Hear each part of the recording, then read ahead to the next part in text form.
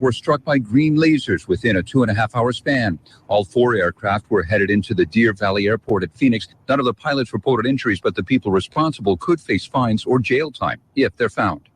Jim Ryan, ABC News. Olympic athletes heading to Rio for next year's Summer Games will find disturbingly dirty water. The latest scientific testing found disease-causing viruses directly linked to human sewage at alarming levels.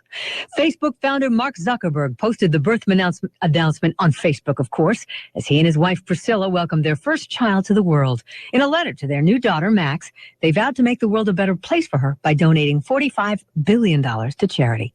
Copper clothing doesn't relieve pain or inflammation. That's why a company called Tommy Copper is paying $1.3 million to settle government charges of falsely advertising that it does in infomercials, print ads, and on social media. It's a holiday truce for usually bitter rivals Microsoft and Apple. A group of Microsoft workers went Christmas caroling at Apple's flagship New York store, singing "Let There Be Peace on Earth," followed by hugs all around. The singers were specially selected from Microsoft stores nationwide, joined by a choir. This is ABC News. Ready? Hit it. Molly, Josh, and Nicholas, come hear what I say. AT&T's got your back during the holidays. Your turn. Go phone plan is $40 a month after $5 auto refill discount. What a time to be alive. Now you. Talk, text, and data usage unlimited, I say. Annual contracts, credit checks? To these we say nay. First 1.5 gigabytes at high speed are a whirl. You may yell out loud, AT&T mobilizing your world. Really? What? Come in store and get a new LTE smartphone. Bring your family, bring your friends. Don't buy this alone. $45 for first month and $5 discount applies. After first 1.5 gigabytes, get data speeds up to 128 kilobits per second. Other charges and restrictions apply. See store for details. An investigation has led to the arrests of suspects believed to be targeting Pope Francis. More from ABC's Megan Williams in Rome. Police here in Italy and in Kosovo have arrested 4 men for allegedly being part of a terrorist cell aiming to target Pope Francis. 3 of the men from Kosovo and Macedonia were arrested in northern Italy. The 4th was stopped in Kosovo, someone who police say had combat experience. The men are accused of condoning terrorism and inciting racial hatred. The arrests are the first made under new anti-terror measures Italy has brought in. Megan Williams, ABC News, Rome. Jerry Seinfeld is taking up residency at one of New York City's most famous theaters, the Beacon. He'll be appearing at a stand-up show once a month there. He says he got the idea from good friend Billy Joel, who has the same type of arrangement at Madison Square Garden. And number 1 on this year's list of the most liked pictures on Instagram is a photo of Kendall Jenner with her hair forming the shape of a heart. Karen Chase, ABC News. Local news is brought to you by Fred Holmes Tree Service. FredHolmesTreeService.com, 427-4489. You're listening to KMAS News Radio. I'm Marilyn Foster. Mason County Commissioners heard again yesterday from Pat Burke, repeating his request for the commission to take action on abatement issues. Burke identified again the broken process for identifying a problem and getting action from the health department and or the sheriff's office. Why could the health department send a request over to the sheriff's department to have a car drive by, take a look at what my complaint is, take a couple of pictures because they all got cell phone cameras, a small report, give a copy of it back to the health department to look at, and from there, that could be forwarded on to the prosecuting attorney if it has to go that far. In the event an officer drops in, they do a knock and talk. Somebody's there, talk to them, tell them why they're there, present them with a piece or two of paper that says, here's why we're here, here's what's going to happen if you don't do X, Y, and Z. I mean, if I can walk into the sheriff's department and give them $40 to serve somebody to take them to court, I don't know why a sheriff's officer can't go out and take a look at a problem. Commissioner Jeffries told Burke the commission is working on the problem through a reorganization of the Mason County Health and Planning Permitting departments. The City Commission this week was confronted with the responsibility of funding the 2016 Porta Potty project. This project is a result of the recommendation from the original Poverty Task Force to determine how to relieve the pressures of the homeless on the city of Shelton. The topic of funding this project with the city budget that is already dipping into its reserves was lively. Commissioner Olson felt the porta potty service is an essential one and suggested the commissioners donate the funds through a reduction in their health benefits. The mayor did not want to fund the project any longer than for 6 months. Task Force team leader Toby Kevin offered comments regarding the debate. We have renamed ourselves Shelton Poverty Advisory Team. It's been acknowledged that we were given an assignment, we completed it. We've given our advice to the city. And there should be no mistake that if the porta potties are to be funded, it's a city responsibility. Second thing I have to say, though, is a comment on the budget process. It boggles my mind that this thing, because it was not in last year's budget, apparently has to claw its way onto a budget. It was prioritized as an add-on and never given proper status, as best I can understand. After the public comment period, the mayor changed his mind and made a motion to fully fund 3 porta potties for 1 year and find a way to fund it. The mayor's motion passed 3-0. I'm Mary Lynn Foster, your local news at AM 1030 and FM 103.3 and always on KMAS.com. Hi, Tom Hartman here. Join me 9 to noon on Newsradio 1030 KMAS. But the policies of Christianity that were defined by Jesus, not necessarily by Paul or some of the other followers, and certainly not by Jerry Falwell, but the policies defined by Jesus that you can read in the Sermon on the Mount or you can read in Matthew 25 are unabashedly progressive. They're unabashedly liberal. I mean, Jesus was the original liberal. This is Men's Health Live from Men's Health Magazine. Lou, how do we account for this nation full of heavy people? We eat a lot of foods that our bodies simply, throughout our evolutionary history, we haven't encountered these. Our grandparents didn't encounter these foods. In a lot of cases, our parents didn't encounter these foods. So we have absolutely no defense mechanism. Men's Health Live, the radio show that's full of tons of useful stuff. From the biggest and best-selling men's lifestyle magazine in the world, Men's Health. Winless no more. I'm ABC's Dave Packer reporting on sports. It's finally over. Sixers defeat the Lakers, and Kobe Bryant beginning to hug and exchange congratulations with the Sixers. The Sixers beat the Lakers by 12. On WPEN, the 76ers beat the Lakers Tuesday 103-91, ending their 28-game losing streak, the longest ever in U.S. professional sports history. They're 1-18 this season. Kobe Bryant likely played his last professional game at his hometown of Philadelphia. He made his first 3 shots, and the crowd chanted MVP. He finished with 20 points. A major college upset in Chapel Hill. Jackson in the corner. Got it! Justin Jackson gives Carolina the lead again. On ESPN, UNC held on to that lead, downing number 2 Maryland 89-81.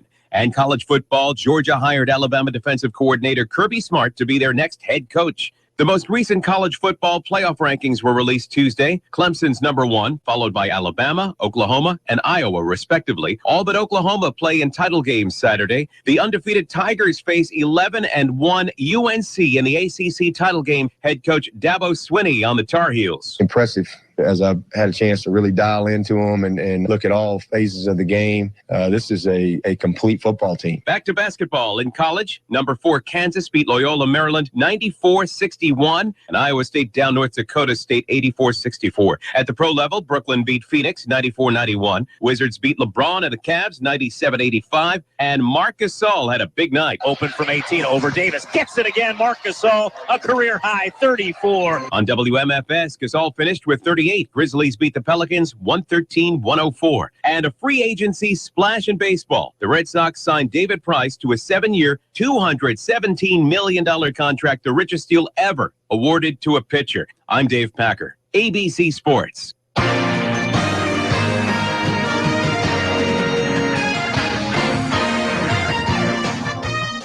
For News Radio 1030 KMAS Shelton, FM 103.3. And streaming online, KMAS.com. I'm Dale Hubbard. Good morning, 6:10. On a Wednesday morning, hey, congratulations to Mike Leach, named co-coach of the year in the Pac-12. this season, bringing the Cougars from the depths of despair all the way up to an 8-4 season record and off bowling somewhere this holiday season. We'll find out soon enough. We'll give you some projections a little later on this morning. Also, might mention there were 3 Cougars also on the first All Pac-12 team this year, as well as 2 Huskies. So, good showing for the Northwest schools in the Pac-12 final seedings. Now, the Cougars basketball team going to take on Gonzaga, and we've got that game for you tonight. We begin our pregame at 7:40. The tip-off is set for 8 p.m., so this is going to be a big battle royal between the 3 bigs of Gonzaga and the 1 big for the Cougars. A Shorewood High School graduate by the name of Hawkinson was the only player last year in the Pac-12 to average a double-double, in other words, double points, double rebounds every game of the season. And this year, he's had an uptick in his production. His scoring has increased to 18 points a game. So he's the one the Gonzaga Bulldogs will be paying attention to tonight on the radio. Shelton High Climber boys lost their opener last night to River Ridge. Capital boys beat Aberdeen last evening as well. And in girls hoops, the Timberline ladies losing to Bethel. Black Hills beat North Thurston last night as well. Shelton High Climber girls basketball team plays at home tomorrow against Stadium, and the boys Friday night will entertain the Aberdeen Bobcats as they come to town, and we'll have that game on the radio here at 7 p.m. Thursday night football tomorrow night, Packers at Lions, and they kick off at 5. Seahawks Sunday early, 8 a.m. pregame, 10 o'clock kickoff against the Minnesota Vikings, and that is a very, very important game all of a sudden. Also, just looking at rounding out the rest of the NFL schedule on the radio here this week, Sunday night football will have the Colts and Steelers, and NFL Monday night football, the Cowboys at Washington. Really? Okay. Mariners. Still trading, still wheeling and dealing. My goodness. They are in talks with the Baltimore Orioles, and Mark Trumbo may be off to Baltimore in exchange for a catcher. We need another one. / first baseman Steve Clevenger. The teams are reviewing medical records, which is always kind of a red flag for everybody. Didn't we just get Trumbo? Last year. It was his first year. Yeah. It wasn't even in the beginning of last year. I don't think so. I think he was like an add-on. No. Okay, that's fine, though. We have a new guy, so. Yeah, so it's a whole new world. That's fine. A whole new world, Jeff. All right, so that's sports notes for you this time around. And Jeff Slakey has what would be considered a damp forecast. 8.2. Richter scale? That's the amount of rain in inches we are likely to see in the next 10 days. Man, that's a lot of rain. It's almost an inch a day. 43 now, cloudy skies, inch of rain today, looks likely to get heavy and start up in the evening. Tomorrow, 2/3 of an inch and 50. Friday, 1/3 of an inch. Little better Friday. Lightening up, yeah. But Saturday, 2 inches. 43. As long as it gets done by 6 o'clock. Yeah, good luck. It's Daybreak with Jeff and Dale on KMAS News Radio. Join the guys as they talk with neighbors, newsmakers, and each other, getting your day off to the absolute best possible start in the history of mornings. Connect with Jeff and Dale through the KMAS listener line, by email or Facebook. Now from Shelton's Media Row, Daybreak with Jeff and Dale.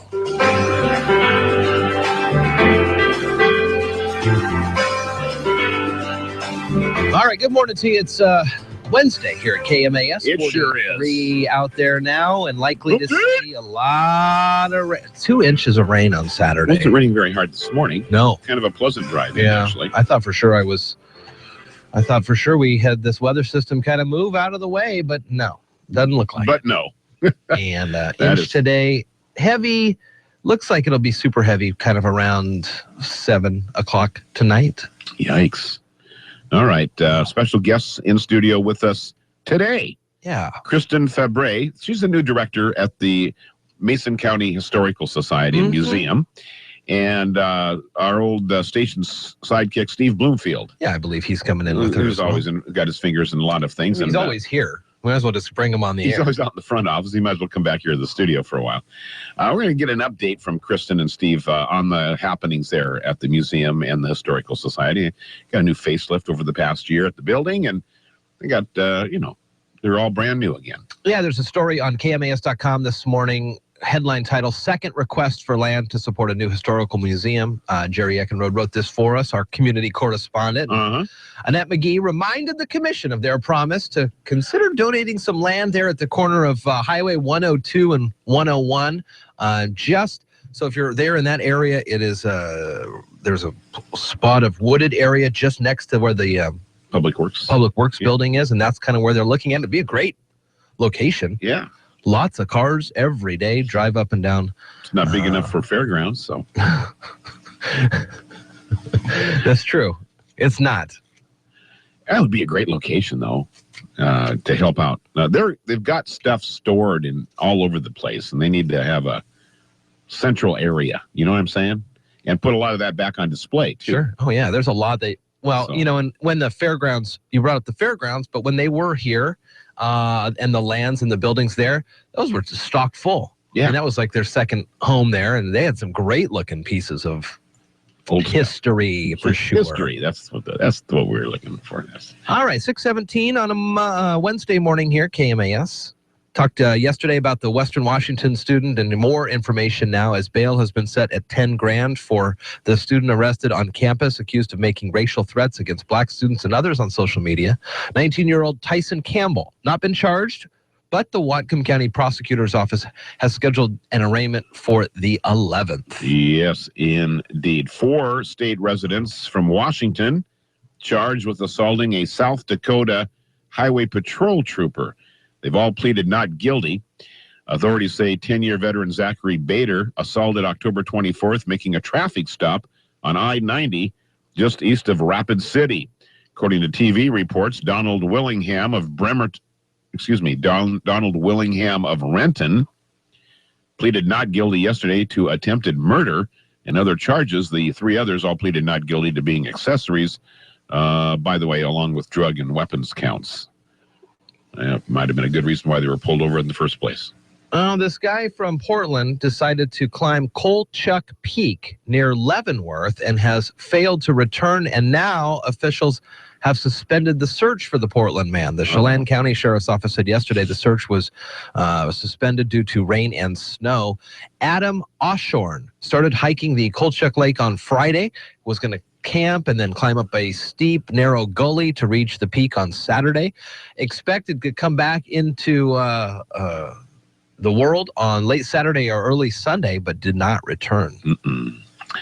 And federal prosecutors have laid out their case against indicted Washington State Auditor Troy Kelly in the latest detail. At a hearing, an FBI agent described how financial records and statements from Kelly's former workers belied his explanations for why he was entitled to keep millions of dollars from old real estate transactions. Kelly, the 51-year-old Democrat from Tacoma, was elected in 2012. Failed to give a true notion or impression of. That's belied. I did not know that word before. Okay. I would have said bellied. Well, you'd oopsied then. Good thing I was here to read that word. Yeah, right.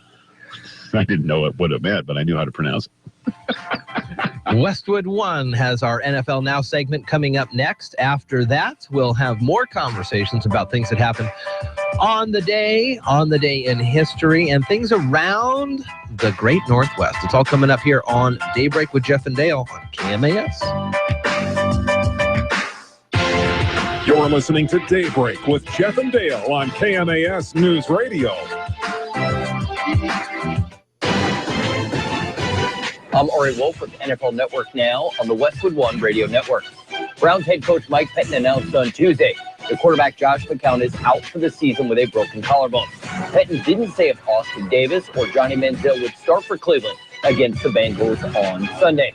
The Cardinals replaced running back Chris Johnson on injured reserve, designated for return list with a fractured tibia. Johnson can return to practice after 6 weeks and then he's able to play in a game after 8 weeks. Running back Kerwin Williams was elevated from the practice squad to the active roster. NFL Network's Ian Rappaport is reporting that Steelers QB Ben Roethlisberger has been diagnosed with a concussion and is still undergoing concussion protocol. Thursday Night Football heads to Motown as Aaron Rodgers and the Packers take on Calvin Johnson and the Lions. Thursday at 8 p.m. Eastern, live on NFL Network and CBS.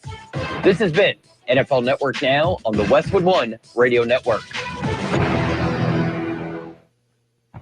Any Napa guy knows, and science proves, the best minivan is the one you've already got. Park Kid Transporter, Park Drywall Mover. Who cares if the faux wood grain is a little faded? That was a platinum package option in 1987. With over 400,000 parts and a little Napa know-how, you can keep anything on the road. Because it's not old, it's vintage. That's Napa know-how. You don't have to be a retail giant or government agency to be the victim of a costly data breach. If you run a website and collect customer data, your small to mid-sized business is just as likely to be targeted by hackers. The Barracuda Web Application Firewall provides cost-effective instant security against automated and targeted attacks, making this WAF a must-have for your SMB. Reclaim your network. Try a Barracuda Web App Firewall risk-free at barracuda.com/WAF. Are you tired of commuting to a job that makes someone else rich, working harder than ever, but getting nowhere? Do you hate spending hundreds of dollars every week on daycare, having someone else raise your children? With our opportunities, you can start earning money as soon as next week. You get to be the boss, work from home, and live a happier life. At Be the Boss Network, you'll find hundreds of work-from-home opportunities that you can literally start today and be earning money as soon as next week. Go to freedom31.com and start earning money as soon as next week. You get to be the boss. Get out of the rat race. Work from home. Go to freedom31.com right now and change your life today. That's freedom31.com. Go to freedom31.com and start earning money as soon as next week. You be the boss. Go to freedom31.com. The folks at Seattle Seafood believe the holiday season is the perfect time to send warm wishes for the best that life has to offer and to say thanks for your friendship and goodwill. The holiday's best from Seattle Seafood. Greetings of the season from the folks at Lucky Eagle Casino. They wish you the joys of Christmas and prosperity throughout the new year. Again, best wishes from Lucky Eagle Casino.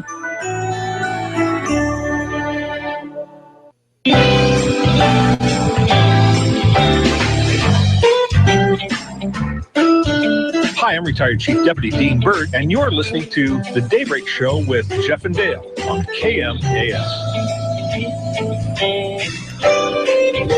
6:24 here on a Wednesday morning. Good morning to you. 43, cloudy now. Looks like about an inch of rain today. Heavy at times into the evening and the overnight. Tomorrow, more rain. And by Saturday, we're likely to see 2 inches of rain. Also on Saturday is the second of the big weekend activities here in Shelton. Friday night, we'll see the tree lighting ceremony at 6, and there'll be carolers and kids singing and all that good stuff happening Friday. And then Saturday, we've got the parade at 5, and you can join us at the clock tower and listen to the float-by-float action, or if you wish, you can watch us live doing a streamed video of it on YouTube this year, trying that out, see how that works. See how that plays. Yeah, it'll be interesting. It'll be fun.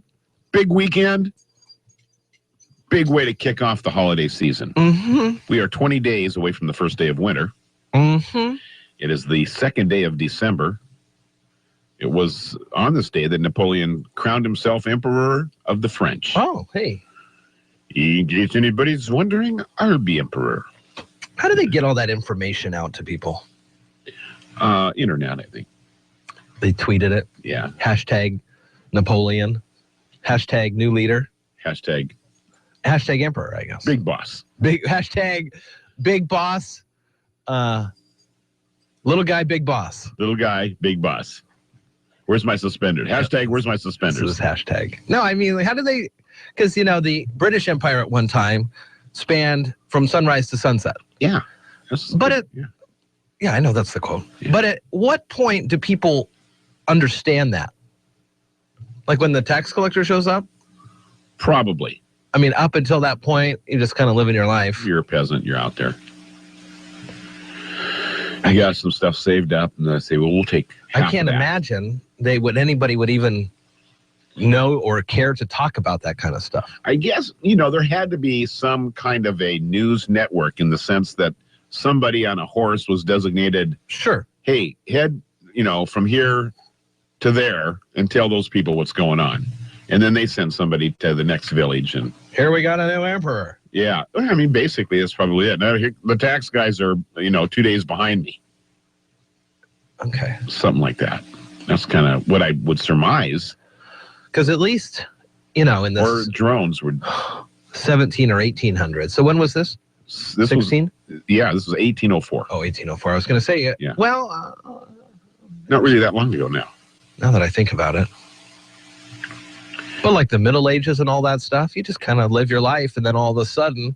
There's a black plague or something. You could be... yeah, there could be a black plague a mile down the road. You would never even know unless you ventured. Exactly. We haven't seen Grandma for a while. Huh. Well, I'm sure she's fine. That's a mile away. It takes us a year to get there. I know. We can't go there every day. It's a mile. Jeez.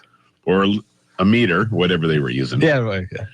Okay, so there was that. Napoleon crowning himself Emperor of the French. That was a pretty big dealy bob. And then, not to be outdone, President James Monroe outlined his doctrine. It was the Monroe Doctrine. Heard of that. Opposing European expansion in the Western Hemisphere. Yeah, you guys can't keep whoa. Settle back here a little bit. We're here, 1823, mere 19 years later. And what else is going on in the 1800s, Jeff?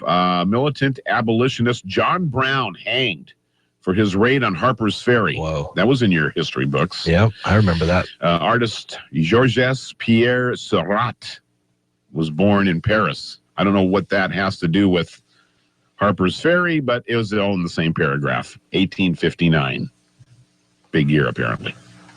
Fidel Castro declared himself a Marxist I am a Marxist-Leninist who would lead, and I will lead Cuba into communism. So why didn't he just call himself a communist? Make it a little easier. A Marxist-Leninist. Yeah. Into communism. First 747 flew on this day from Seattle to New York. 191 people in a 747. That's probably 2/3 full, I'd say. Does that sound about right? Yeah. Planes are pretty big. Those are big planes. And in those days, that was quite a sight. Yeah, I bet. Man. Yeah, let's see. Anything else of big national notoriety, significance? No, I don't think so. A lot of birthdays being celebrated today. You remember former Attorney General Edwin Meese III? Mm-hmm. He's good. 84. Harry Reid. Now that's a name. What was that other name? Meese? Meese, M-E-E-S-E.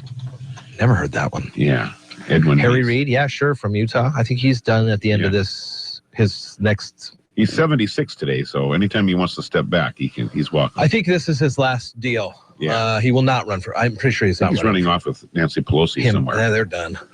Handwriting on the wall. Kathy Lee Crosby's having her 71st today. Who else? This is a Stone Phillips broadcast journalist. Whoa, I haven't heard that name in a long time. Yeah, old Stoner. Stone Phillips.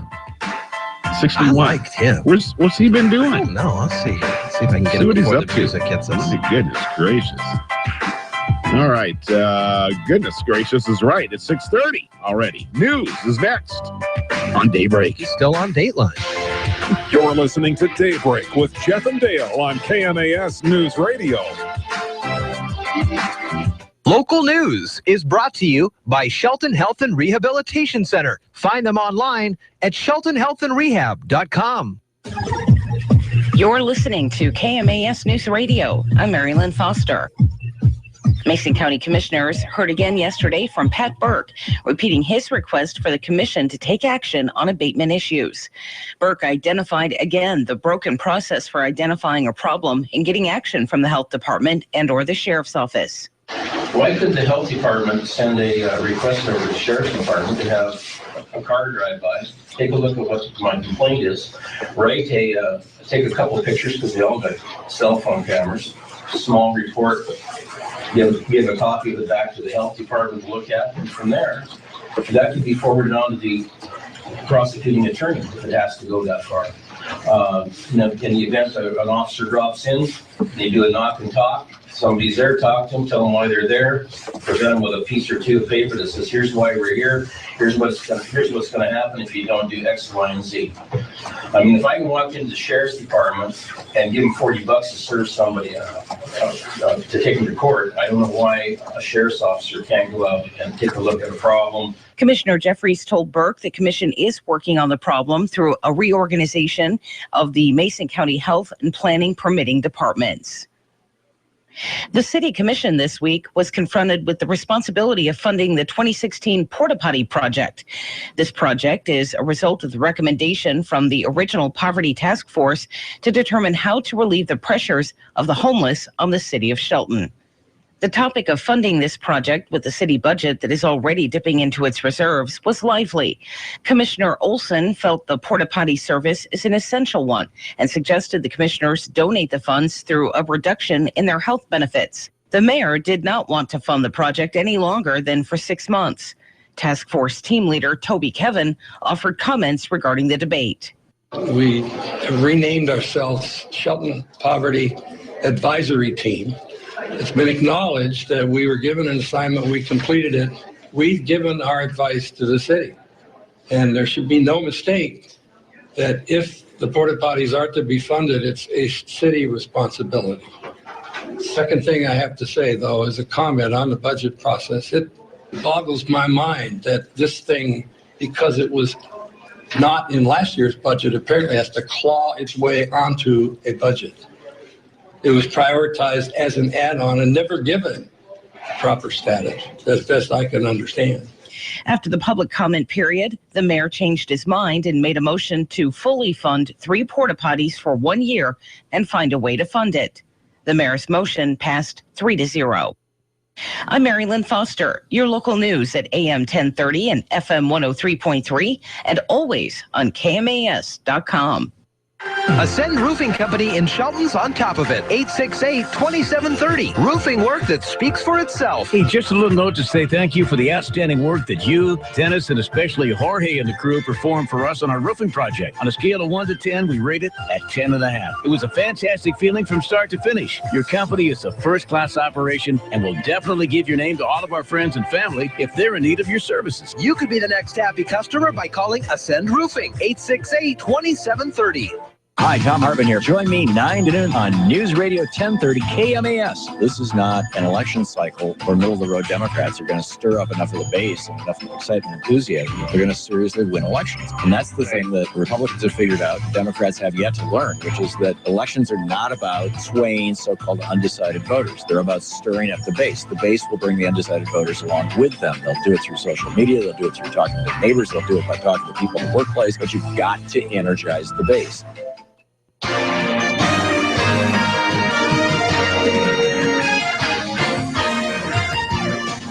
For News Radio 1030 KMAS Shelton, FM 103.3, and we are streaming audio and video this morning on KMAS.com.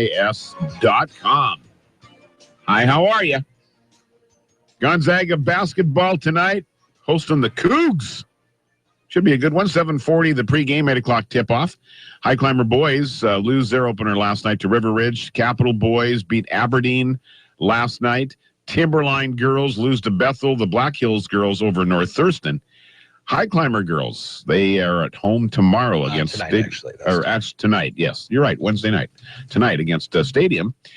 And Friday night, the High Climber boys will be hosting the Aberdeen Bobcats, and we'll have that game for you on the radio at 7 p.m. Boys swimming, they take on Lincoln in the Shelton pool today, right? That's tomorrow. That's tomorrow, 3:30. And wrestling this weekend. Saturday morning at 9, earlier in the morning at 7:30, the girls will be wrestling. So all part of the, there's the jump on in tournament for the girls. And the boys wrestling team will be part of the John Bierbeck Invitational. So lots of wrestling action. And bowling has kicked off for the winter. The Shelton bowling team losing to Timberline yesterday. Capital defeated Olympia. There's sports notes for you this time around, and Jeff has the weather for you. Whoa, it's wet out there and will continue to be wet. The sunrise this morning is in about an hour, 7:39. 4:24 is the sunset tonight. 43 is the current temperature, and it's not going to get much above 46 today. So, inch of rain. Tomorrow, 2/3 of an inch of rain and 50. 47 on Friday, but it does look like the weather could hold out a bit during the first Friday celebrations. Unfortunately, now though, Saturday expecting 2 inches of rain and a temperature of 46. It's Daybreak with Jeff and Dale on KMAS News Radio. Join the guys as they talk with neighbors, newsmakers, and each other, getting your day off to the absolute best possible start in the history of mornings. Connect with Jeff and Dale through the KMAS listener line, by email or Facebook. Now, from somewhere in the wilderness of the Olympic Peninsula, Daybreak with Jeff and Dale. All right, good morning to you. 6:37 at KMAS and online KMAS.com. We're streaming video on YouTube as well, and this is the same YouTube channel you'll want for Saturday night's live stream of the big parade coming down Railroad. That's going to be a lot of fun. Regardless of the weather, you know, it is December in Washington, so deal with it. Yeah, that's just what it is too. You're not far off. That's the deal. So bring umbrellas, bring your rain slickers. We'll do have what you got to do. We're going to bring a few tents of ours to line the clock tower area. We've got 1 or 2 at least. Yeah. That we'll need one and maybe part of another. There's awnings under the on the railroads and places. We'll be all right. And the parade's just a little over an hour. So yeah, about 50 entries or so. Yeah, so we'll be all right. We'll be in good shape. No worries there. We were talking about Brett Favre, and he was so good in Something About Mary, but not the first choice. Who's that little guy that played for Canadian football? Doug Flutie? I want to say Flutie was the first choice for the Something About Mary character. Oh, really? Yeah. I didn't know that. Yeah. I think it was him. Did he end up playing for the Patriots? Flutie? Yeah. Yeah, I think so. Because he was from Boston College. Yeah. I think he did play for New England. Okay, so then I'm pretty sure that was the guy who was the original. Now Favre is out in some commercials about shaving. Have you seen those? Yeah. He looks weird because I've never seen him with a clean face. Yeah, he doesn't wear the clean look very often. No, and it was kind of startling to see it, almost like he got some work done. He inducted in the Green Bay Hall of Fame last week. And the ceremonies they had for him were this last summer. So he's going into the Pro Football Hall of Fame. So they've had a football life, if you've seen that before on the NFL channel, and they were doing the Brett Favre deal.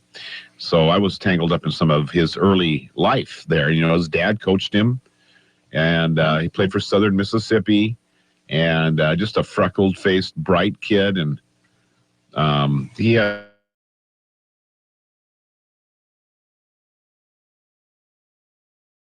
accident, car wreck, and he was either like a freshman in college or a senior in high school or something. And they showed pictures of him in the bed being interviewed, and he was talking, and then they panned the camera to his hip area. And some of the bruising and gashes and whatever, and they had some surgery. He wobbles out of the hospital, and he says, "I'll be back." And he was, and he is, and that was part of the legend of Brett Favre. And it was just pretty amazing career, it really is. And looking at him as a youngster with the fresh face and all that stuff, and goofing off, and and all that. It always adds a little bit more depth to what you think of a personality, because you don't know what they were like when they were kids. Yeah. And some of this film footage goes way, way back. So it was pretty cool to watch. I just couldn't stay up to the end. We bring it up as well because his predecessor, right, took over after he left the pack. Aaron Rodgers is having a birthday today. Aaron Rodgers' birthday today. He is 32, 5 years senior of Russ Wilson. Yes. And he seems like he's the granddad of the league now. Aaron Rodgers does. Yeah, he seems like he's been around forever. But just 5 years difference in their ages. That's hard 5 years, though.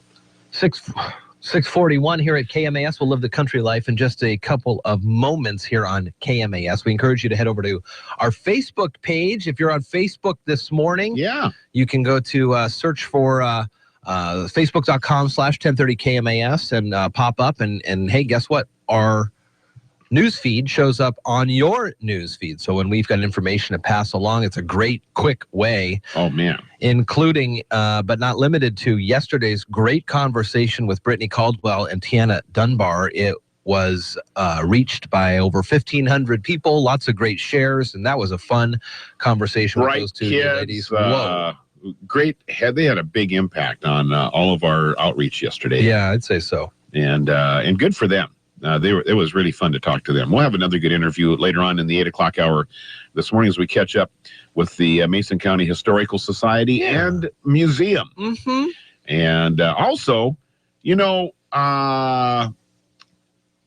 whenever you're lucky, do you hope that luck strikes twice, lightning strikes twice, or whatever the old saying is? Sure, if something good happens. So here's a guy, Rodney Meadows. And he lives in Modesto, California. He's out running around, running errands. And I thought about this while I was pumping gas the other day. I thought I should go in and buy a scratch ticket just to see how my luck's running. And I didn't do it. I don't do it a lot. So anyway, this guy did. He picked up some $30. Picked up some $30 in the California lottery, the 30th anniversary scratch-off tickets. Well, he won $1,000. Wow. He's rocking it. Okay. He's like, I think I'll try again. So he bought 3 more tickets. He's not a big spender, but, he won $1,000. Now, I'll spend $98. I'll get 3 more tickets. One of those tickets, $10 million winner. Said he couldn't believe it. Asked the store clerk to verify the ticket, and he adds he doesn't know yet what he'll do with his new fortune. Probably won't go back to work. Probably not.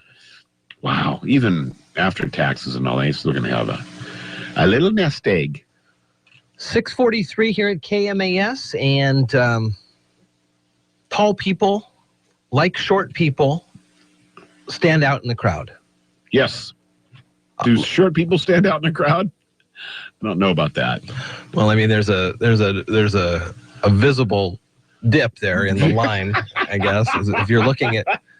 There's that. And then there's a visible peak, if you got a tall guy. Yeah. I bring it up because there's this skyline of people, so to speak. Yeah, the skyline of people, as we're all different. All right. I bring it up because there's a Michigan guy who robbed a 7-Eleven at Knife Point Sunday. Surrendered to police. He was wearing a ski mask during this robbery. But the problem is that this guy is 7'4". Oh, my word. 19-year-old Damon Matthews robbed a store around 3 a.m, fled on foot, $35 and some smokes. Store worker told his growth. Have no smoke. He needs that then. He should have started earlier. Store worker told cops that the robber waved a butcher knife around, repeatedly threatened to kill himself. He didn't cooperate. The employee told investigators that he believed Matthews, a former high school classmate, was the perpetrator. Cops go on to claim that Matthews told his sister about the crime, convinced him to surrender to authorities, believing correctly, as it turns out. His height would be the dead giveaway. Yeah. And sure enough, 7'4", there's not many places to hide. Felony armed robbery, $75,000 bond. Wow, that's tall. 7'4". 7'4", hard to hide. See, when you're short, you can hide. Oh, yeah. When you're 7'4", where are you hiding? Just let me know when it starts raining. Yeah, give us an hour advance notice, would you? For us way down here. Guy from Hermiston, Oregon, arrested Monday for sparking an emergency response thanks to a box that he'd written, "This is a bomb," on the box. Knucklehead. David U. Ponce.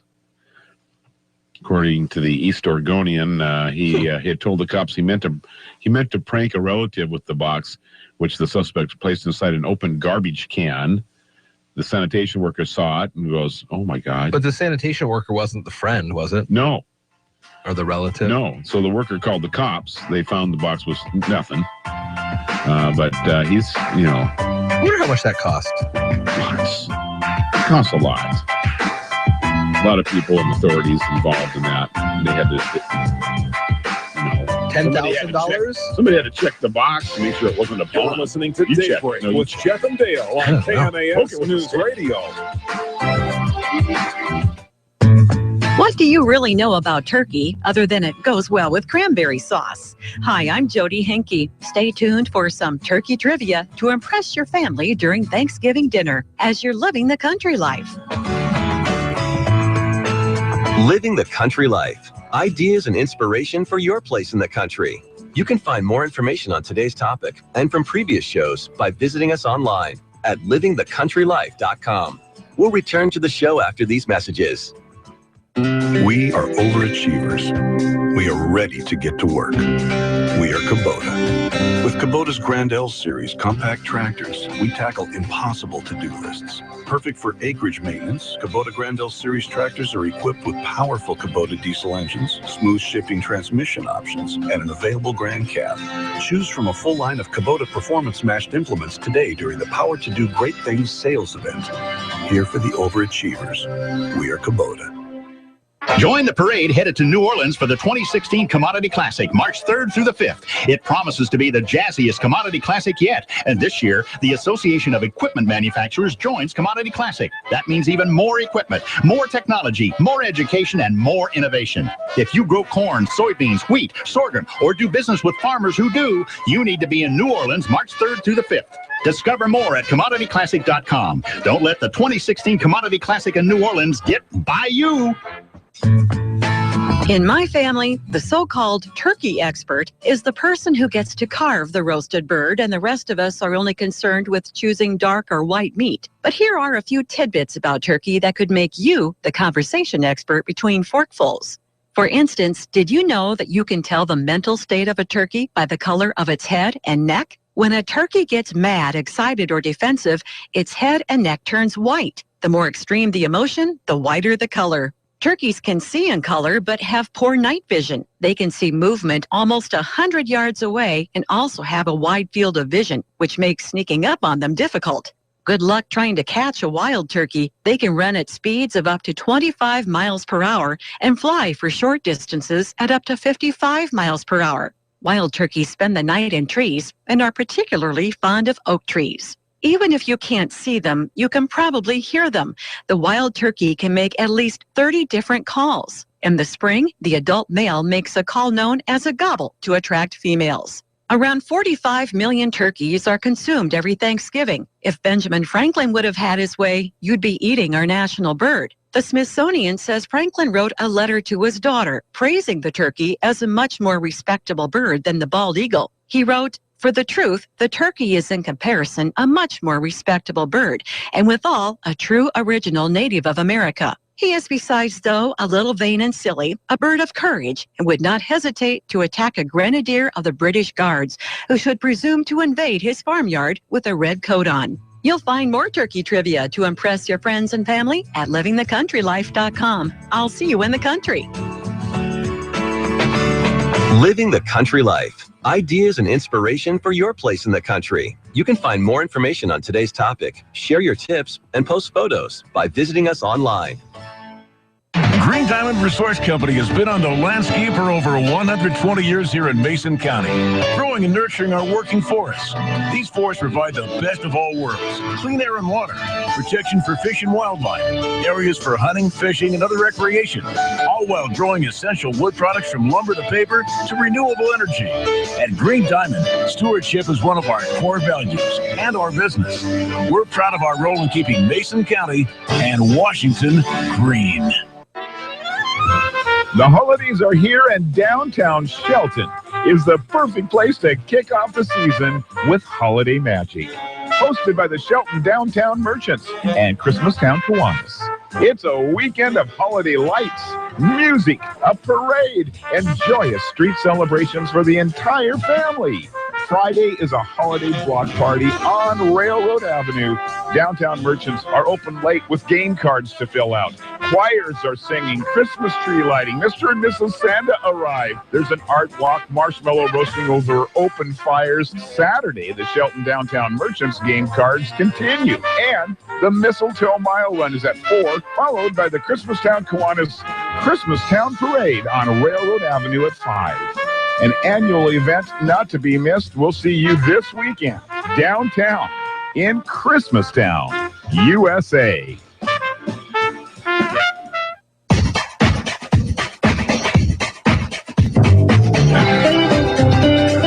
Hi, this is 35th District Representative Drew McEwen, and you're listening to Daybreak with Jeff and Dale.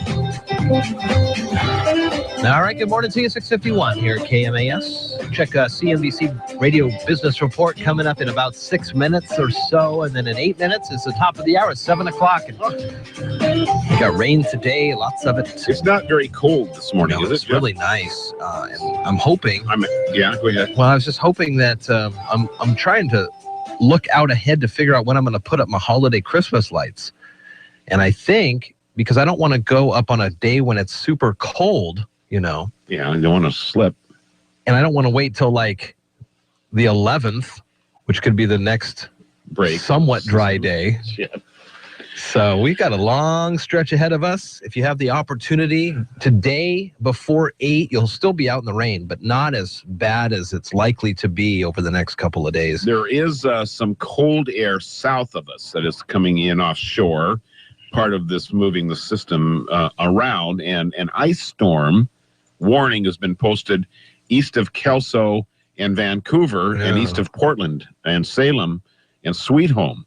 It's in effect until about 9 o'clock this morning for areas below 2,500 feet, and ice accumulations maybe of up to half an inch. That's the bad. Ice is worse than snow because you just don't get traction. So if you're heading south today or this morning, you're on your way down that way, just be aware that there's going to be a dip in temperatures and could be a real challenge on your drive through northern parts of Oregon and the southern part of Washington there at the old Columbia. I remember going down to Portland one night for a band thing in the late 90s and going over that bridge that takes you over the Willamette. Yeah. So, you can go on I-5 on the left side of the river if you just follow I-5, or you can take the road over 86, I think, over the bridge and then into Portland and stuff. Right. So we went over that bridge and every car around us was frozen. I mean, you could see ice on the antennas, and it was miserable. And it can get very rough down there. Yep. Oh yeah. Goodness, for sure. Yeah, and that because of the mouth of the Columbia being on the coast and heading in, I mean, you're still 60 miles away from the coast, but it whips, and there's not a lot. And that's what so it's a funnel, or it sucks that cold air right through there at a high velocity, and then that instant frost, instant freezing. Pretty crazy. Yeah. Be careful. We've got a lot of friends down south in that Portland area. Everybody knows somebody.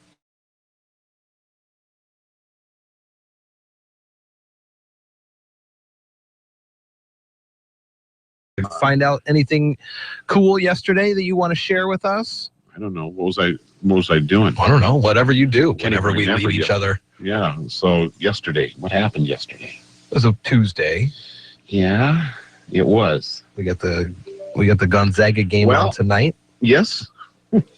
I met the new director at Shelton Health and Rehab, Mike, a nice guy. Okay, yeah. Invited him to come on the show here one of these days. He started in August, actually, but first time I got around to saying hi and chatting with him for a while in person. You do emails and all that stuff. Right. So we went up and talked and got to know each other a little bit, and they got a great operation going on up there. And so he asked, so if we're having a Christmas party or something, can I? I said, yeah, let us know. We'll let folks know. Or better yet, why don't you just come on the air and talk to us? Yeah, we'll talk about it. He goes, I've done some radio in the past. I said, come on, get on board. Get on it. Get on the radio train here in Old Mason County. Everybody else has been on the radio at one point, or their uncle has. Old uncle has. So big deals going on. You got for Christmas, Jeff, are you guys doing anything extraordinary? No. No. I think so. I haven't even pulled down the decorations. And again, now we're at the second day of December. My Advent calendar freaking out? Is woefully missing. I'm not freaking out because of the current health situation with Kaiser, who kind of slept through the night. We had a little better day. I slept through the night. Stephanie, unfortunately, did not. Oh. She was back in his room. The way things started to turn yesterday morning, I thought for sure he was dancing and this and that, the other thing. So, we're checking on that. But I've been preoccupied with that. Yeah. However, today, if he's better, and the other thing is that I'm so worried about him interacting with other people, not even just kids, but other adults, and his eyes, and is he contagious, and yada, and why haven't I gotten anything? And weird. That's a good question. So I'm going to pull down the stuff today and hopefully get it done. Maybe I can pawn him off to our neighbors for a little bit, get the yard work done, or get some decorations up or something. How about those 76ers?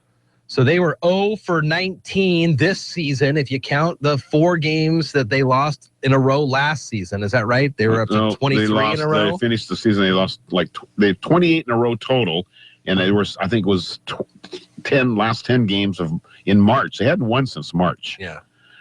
So the end of the season last year, they broke through against the Lakers of all people. God, Kobe Bryant. Now, and I didn't know Kobe was from Philadelphia originally, so he got a standing ovation. Yeah, favorite son. I saw that when he was doing a press conference. He goes, "I was out driving around, seeing some of the old pickup games." Had no idea. I didn't either.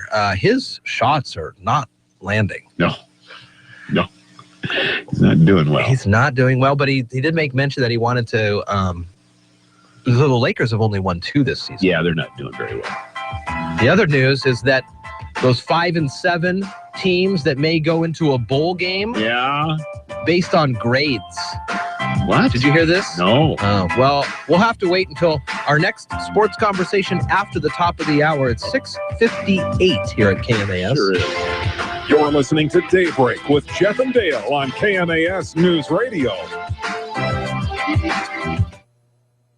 I'm Chris Maurer, CNBC Business Radio. Stocks open little changed as traders await Federal Reserve Chair Janet Yellen's speech. They'll be looking to see if she drops any hints about a widely expected interest rate hike this month. And later today, the Federal Reserve will release its Beige Book, which is a snapshot of the economy. This will be considered by Fed policymakers when they meet later this month to set interest rates. The Dow's down 9 points, the Nasdaq higher by 14. Shares of Qualcomm are up sharply. The chip maker announcing a licensing agreement with Chinese cell phone maker Xiaomi. Productivity rose at a faster pace than previously thought. The Labor Department says its gauge, which measures hourly output per worker, rose at a 2.2% annual rate and not the 1.6% pace it reported last month. Chris Maurer, CNBC Business Radio. There are no guarantees in love, but there is a guarantee from EH Plus by eHarmony, our new personal matchmaking service. At EH Plus, your own personal matchmaker gets to know you so well, we can guarantee introductions that will be satisfying and exciting. EH Plus goes far beyond regular online dating sites, and that's a guarantee. Visit us at ehplus.com/love or call 1-855-930-LOVE. Are you ready to take your diabetes management to the next level? Put the Contour Next meter to the test and challenge your meter. The Contour Next meter makes testing easy and highly accurate with close to lab level results. And Contour Next gives you a second chance, allowing you to reapply to the same strip when the first sample is not enough, saving you time and money. So take the challenge. Go to ContourNextChallenge.com, get a free meter, and enter to win free test strips. Contour Next. Accuracy you can trust. Heading out of town? Listen to KMAS Shelton wherever you have a cell signal. Check out our website customized for your smartphone and listen online at KMAS.com.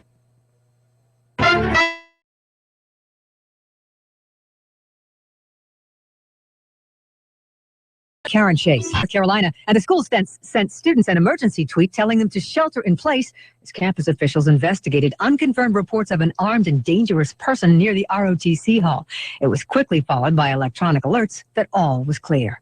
At the New York premiere of Spike Lee's new movie, Chirac, spotlighting Chicago gun violence, Lee predicted more heads would roll. This after Chicago's top cop was fired over the police shooting of a black teen. Chicago Mayor Rahm Emanuel says key questions must be answered. Do we have the right oversight and discipline? 2, on the area of transparency. And 3, on an early warning when an officer is doing something that, in my view, that should have been caught earlier, gotten professional training and interdiction that needs to be done and changed.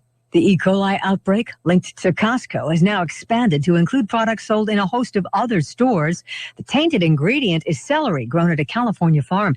ABC's Scott Goldberg has more. This started when 19 people got sick after eating Costco chicken salad. It had E. coli contaminated celery that was traced back to Taylor Farms Pacific in California. Now the recall has grown to include 155,000 products in more than a dozen states. Items like salad kits, vegetable trays, and turkey sandwiches at stores like Walmart, Albertsons, Safeway, and Starbucks. Tech blogs are buzzing about the new upcoming iPhone 7. Some say it'll be so thin, there's no room for a headphone jack. Some experts say, don't worry, Apple will be happy to upsell you some wireless headphones.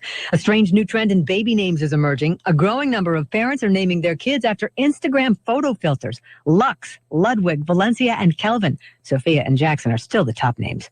A California man was feeling lucky and his hunch paid off. After winning a $1,000 lottery prize on a scratch-off ticket, he immediately bought more tickets. One was worth $10 million. This is ABC News. It's panic time. The boss just asked you when that new building will be completed, and you haven't even started yet. Well, don't panic. Call the name you know, General Steel. You've known General Steel for decades, and you know they'll save you about half the cost and about half the time of conventional construction. But did you know that General Steel has provided buildings for some of the biggest names in business and government? And did you know the General can provide pre-construction planning services for your total project? And I'll bet you didn't know you can get General Steel quality and save thousands. For example, a 40-foot by 60-foot building for under $22,000, or a 50 by 100 for under $35,000. That's right. 5,000 square feet for under $35,000, and all with General Steel's 50-year structural warranty. So don't panic. Call now and lock in some of the lowest prices this year. 888-98-STEEL. Call 888-98-STEEL today. Quick, the boss is coming. That's 888-987-8335. Sudden infant death syndrome rates are on the decline. ABC's Dave Schreiber has the encouraging numbers. It's being called a public health victory. A study's been done by researchers at Boston's Children's Hospital that shows the rate of sudden infant death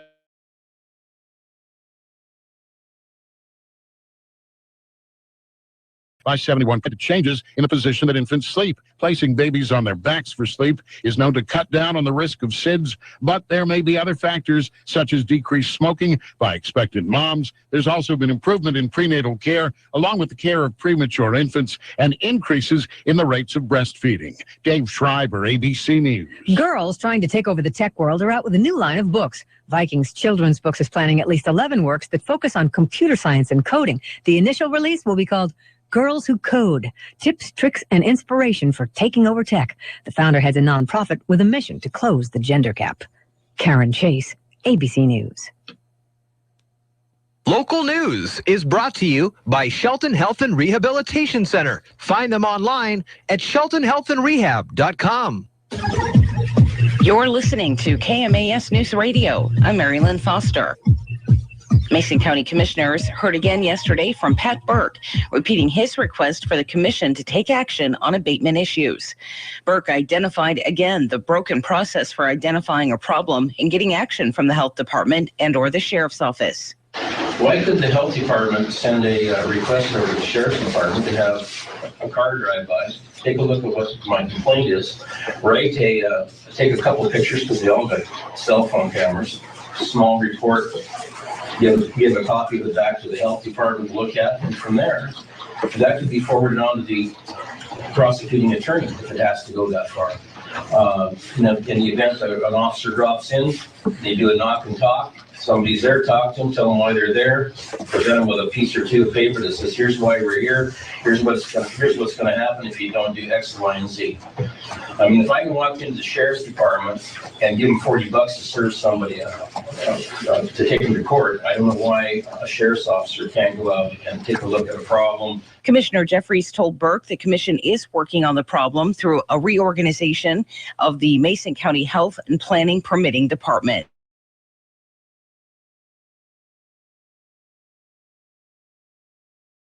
Porta Potty project. This project is a result of the recommendation from the original Poverty Task Force to determine how to relieve the pressures of the homeless on the city of Shelton. The topic of funding this project with the city budget that is already dipping into its reserves was lively.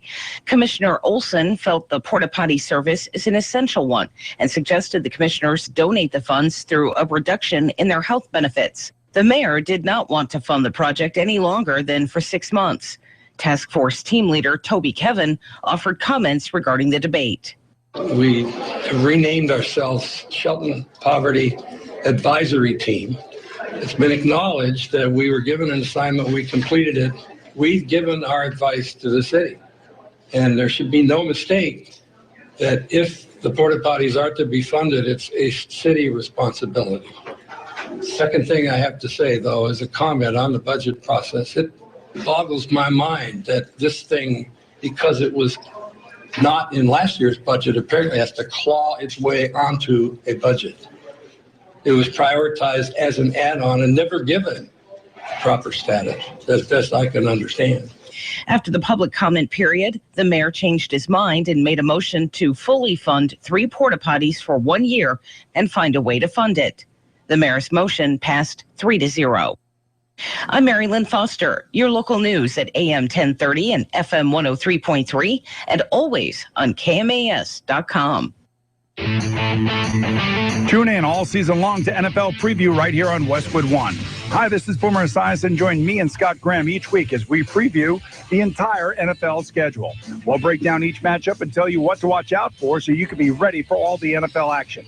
If you want the most comprehensive look inside the National Football League, then you need to tune into NFL Preview right here. 7:30 Sunday morning on AM 1030, FM 103.3, KMAS News Radio.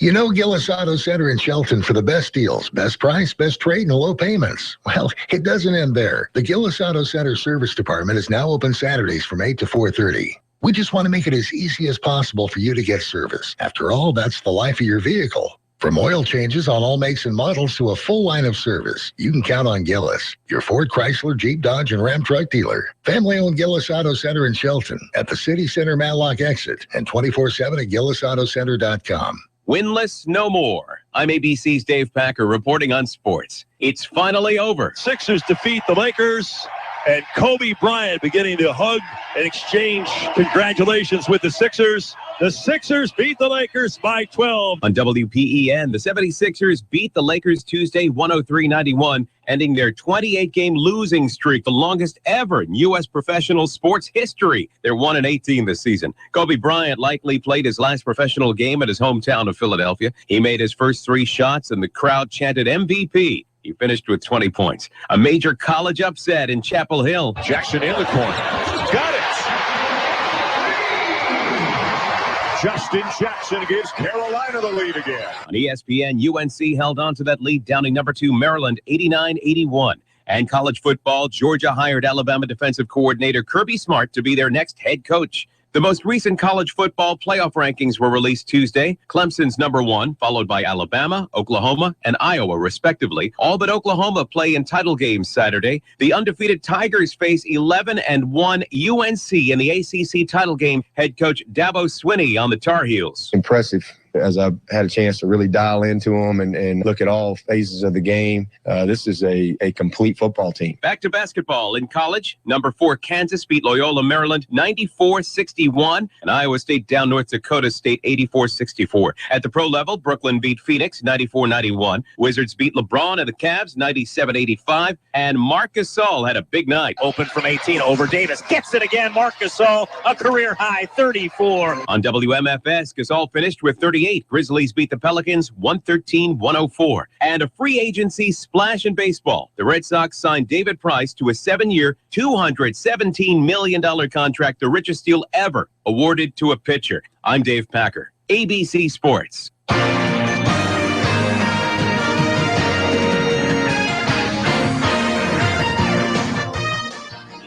For News Radio 1030 KMAS Shelton, FM 103.3, KMAS.com. Well, we don't have anything extraordinary like the highest paid pitcher in baseball history, but the Mariners did complete a trade this morning. Again, so this Jerry DiPoto era is, boy, it's going to be a different looking team. I don't know if it'll be a better team, but it's going to look a lot different.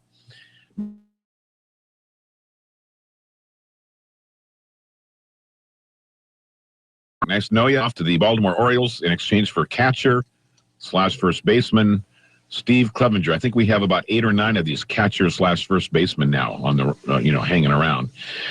Anyway, the past 2 years, Trumbo's averaged 18 homers, 64 ribbies, and a .303 on-base percentage. Better last year after an injury-plagued year before, and he hit .263. With the Mariners. Poor numbers for a first baseman or DH. However, Trumbo did average 34 home runs and 94 RBIs when he was with the Angels. So it's maybe a good time to get rid of him. I don't know. Clevenger, meanwhile, a Baltimore native, joined the Orioles via a trade with the Cubbies back a couple of years ago. He's played in fewer than 40 games each year. Primarily used as a backup. I don't know what the big upside is by getting him. Mariners are now pursuing Marcell Ozuna of the Miami Marlins. And according to sources, they're also reportedly agreeing to a 1-year contract with Nori Aoki, a free agent outfielder, to replace Trumbo out there near the fence or the exit, whichever comes first. Yikes. Well, we'll see. He's supposed to know what he's doing. And we'll have to, DiPoto, that is. Mm-hmm. We'll see. Well, I mean, you have to see. I guess we'll just wait to the first. Gonzaga and the Cougs tonight, 7:40. Yeah. 43 now, cloudy, over an inch of rain now, likely throughout the day today. 3/4 of an inch tomorrow, 1/3 of an inch on Friday, and over 2 inches now, updated to this over 2 inches on Saturday. 43 right now. Good morning to you. It's Daybreak with Jeff and Dale on KMAS News Radio. Join the guys as they talk with neighbors, newsmakers, and each other, getting your day off to the absolute best possible start in the history of mornings. Connect with Jeff and Dale through the KMAS listener line, by email or Facebook. Now, from the capital of the great state of Washington, Daybreak with Jeff and Dale.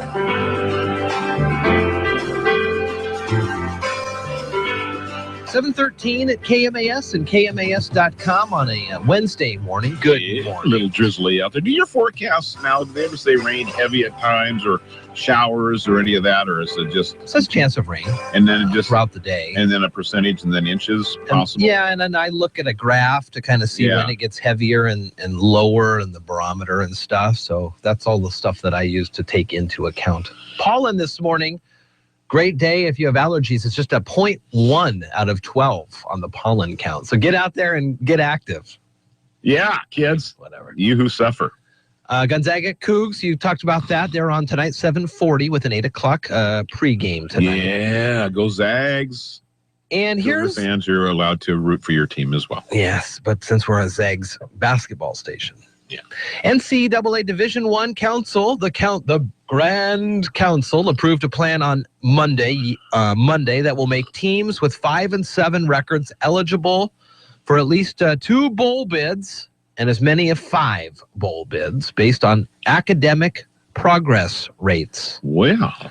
Council approved a recommendation by the Football Oversight Committee that it was necessary to fill the record 40 bowl games because not enough teams met the standard bowl eligibility requirements, which, oh, by the way, is just a 500 record. There are 75 teams with at least 6 victories. 80 are needed And only 3 more, Kansas State, Georgia State, and Southern Alabama, can get to those 6 wins. And they're all underdogs into this weekend. Yeah. Well, here's the thing.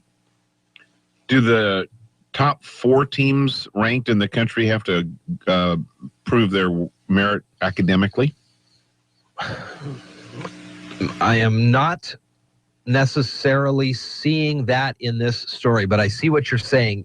You are looking at an overall number for the top 80 teams, not necessarily just those last 4. Right. I would go out on a limb and say no. Yeah. Because as everybody knows, this is not grades. Like they actually get grades. Like they actually go to class. Yeah, underwater basket weaving, comm. They're all communications majors, which is fine because so was I. Yeah. Well. Sports medicine, perhaps. Oh, yeah. And I got all these classes, and I just don't, it just seems like it's a big, like they're trying to pull one over on us when we all know that these, first off, there's too many bowl games. Second off, a 500 record, so mediocrity. We're celebrating mediocrity again. Smiley faces for everybody. And then on top of that, I said, well, okay, just because we need to make this money, we'll throw in these other teams. So I'm wondering, these lower tiered bowl games with losing teams, how much money do they make? They still have got that fan base. That big sponsorship. So like it's not going to be the Holiday Bowl or the Las Vegas Bowls. Those are premier games. That's fine. Yeah. But even at a Saturday morning 9 o'clock kickoff for the Grand Fiesta Tostitos Bowl or whatever, they get enough people to make it worth their while. Wow. Another problem. So Nebraska could be one of the teams. And what I'm looking at is it seems to be kind of just really weird. Based on 13-14 scores, the latest available, Nebraska has the best APR among 5 and 7 teams. So these scores are last season scores too. Oh, really?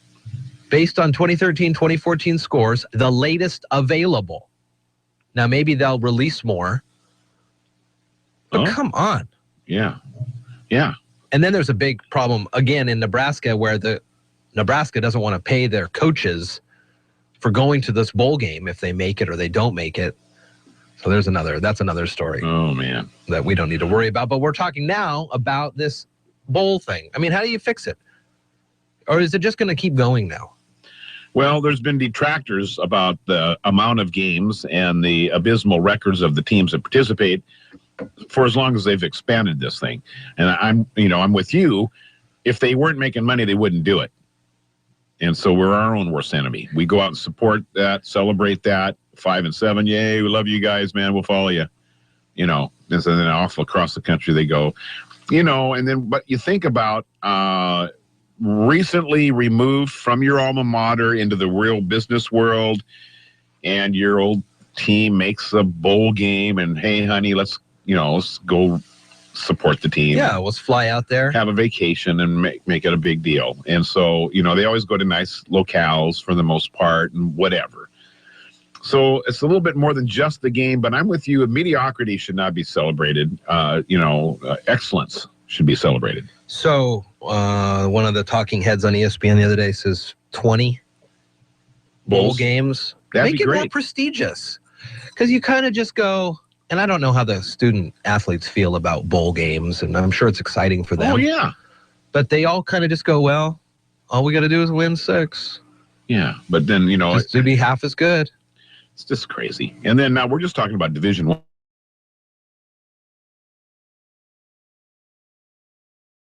There are levels of college football. So all told, there's probably over 100 schools easily. Maybe over 100 playoff games and or bowl games every football season. It's hard not to make postseason in college. Yeah, it's almost impossible. You got to give everybody. You got to give everybody a little pat. Find a league that's small enough that you can do good in, and then because it says Mike Riley's Nebraska team. His is his first year coaching, but it's the good work in the classroom by Bo Pelini, last year's coach, which could keep them playing football into the bowl season. You're listening to Daybreak with Jeff and Dale on KMAS News Radio. Windermere Himley Real Estate hopes that you and your loved ones will enjoy the special gifts of the season. The gift of love, the gift of peace, the gift of happiness.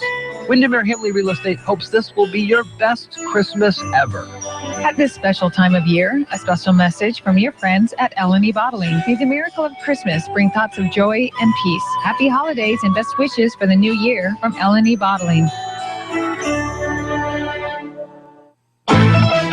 If you're looking for a new venue to watch your favorite sports, the El Serape Cantina's grand opening is December 3rd. Come take in the classy Day of the Dead ambiance and enjoy your favorite sports on the large projector screen or 4K Ultra HD TVs. Warm up by the fire or shoot some pool on the beautifully crafted pool tables. Join the Cantina for Dollar Taco Tuesdays and bring out your inner rock star on Karaoke Wednesdays. With so much to offer, the Cantina is the place to be, located on Railroad in downtown Shelton. Are you tired of commuting to a job that makes someone else rich, working harder than ever, but getting nowhere? Do you hate spending hundreds of dollars every week on daycare, having someone else raise your children? With our opportunities, you can start earning money as soon as next week. You get to be the boss, work from home, and live a happier life. At Be the Boss Network, you'll find hundreds of work-from-home opportunities that you can literally start today and be earning money as soon as next week. Go to freedom31.com and start earning money as soon as next week. You get to be the boss. Get out of the rat race. Work from home. Go to freedom31.com right now and change your life today. That's freedom31.com. Go to freedom31.com and start earning money as soon as next week. You be the boss. Go to freedom31.com.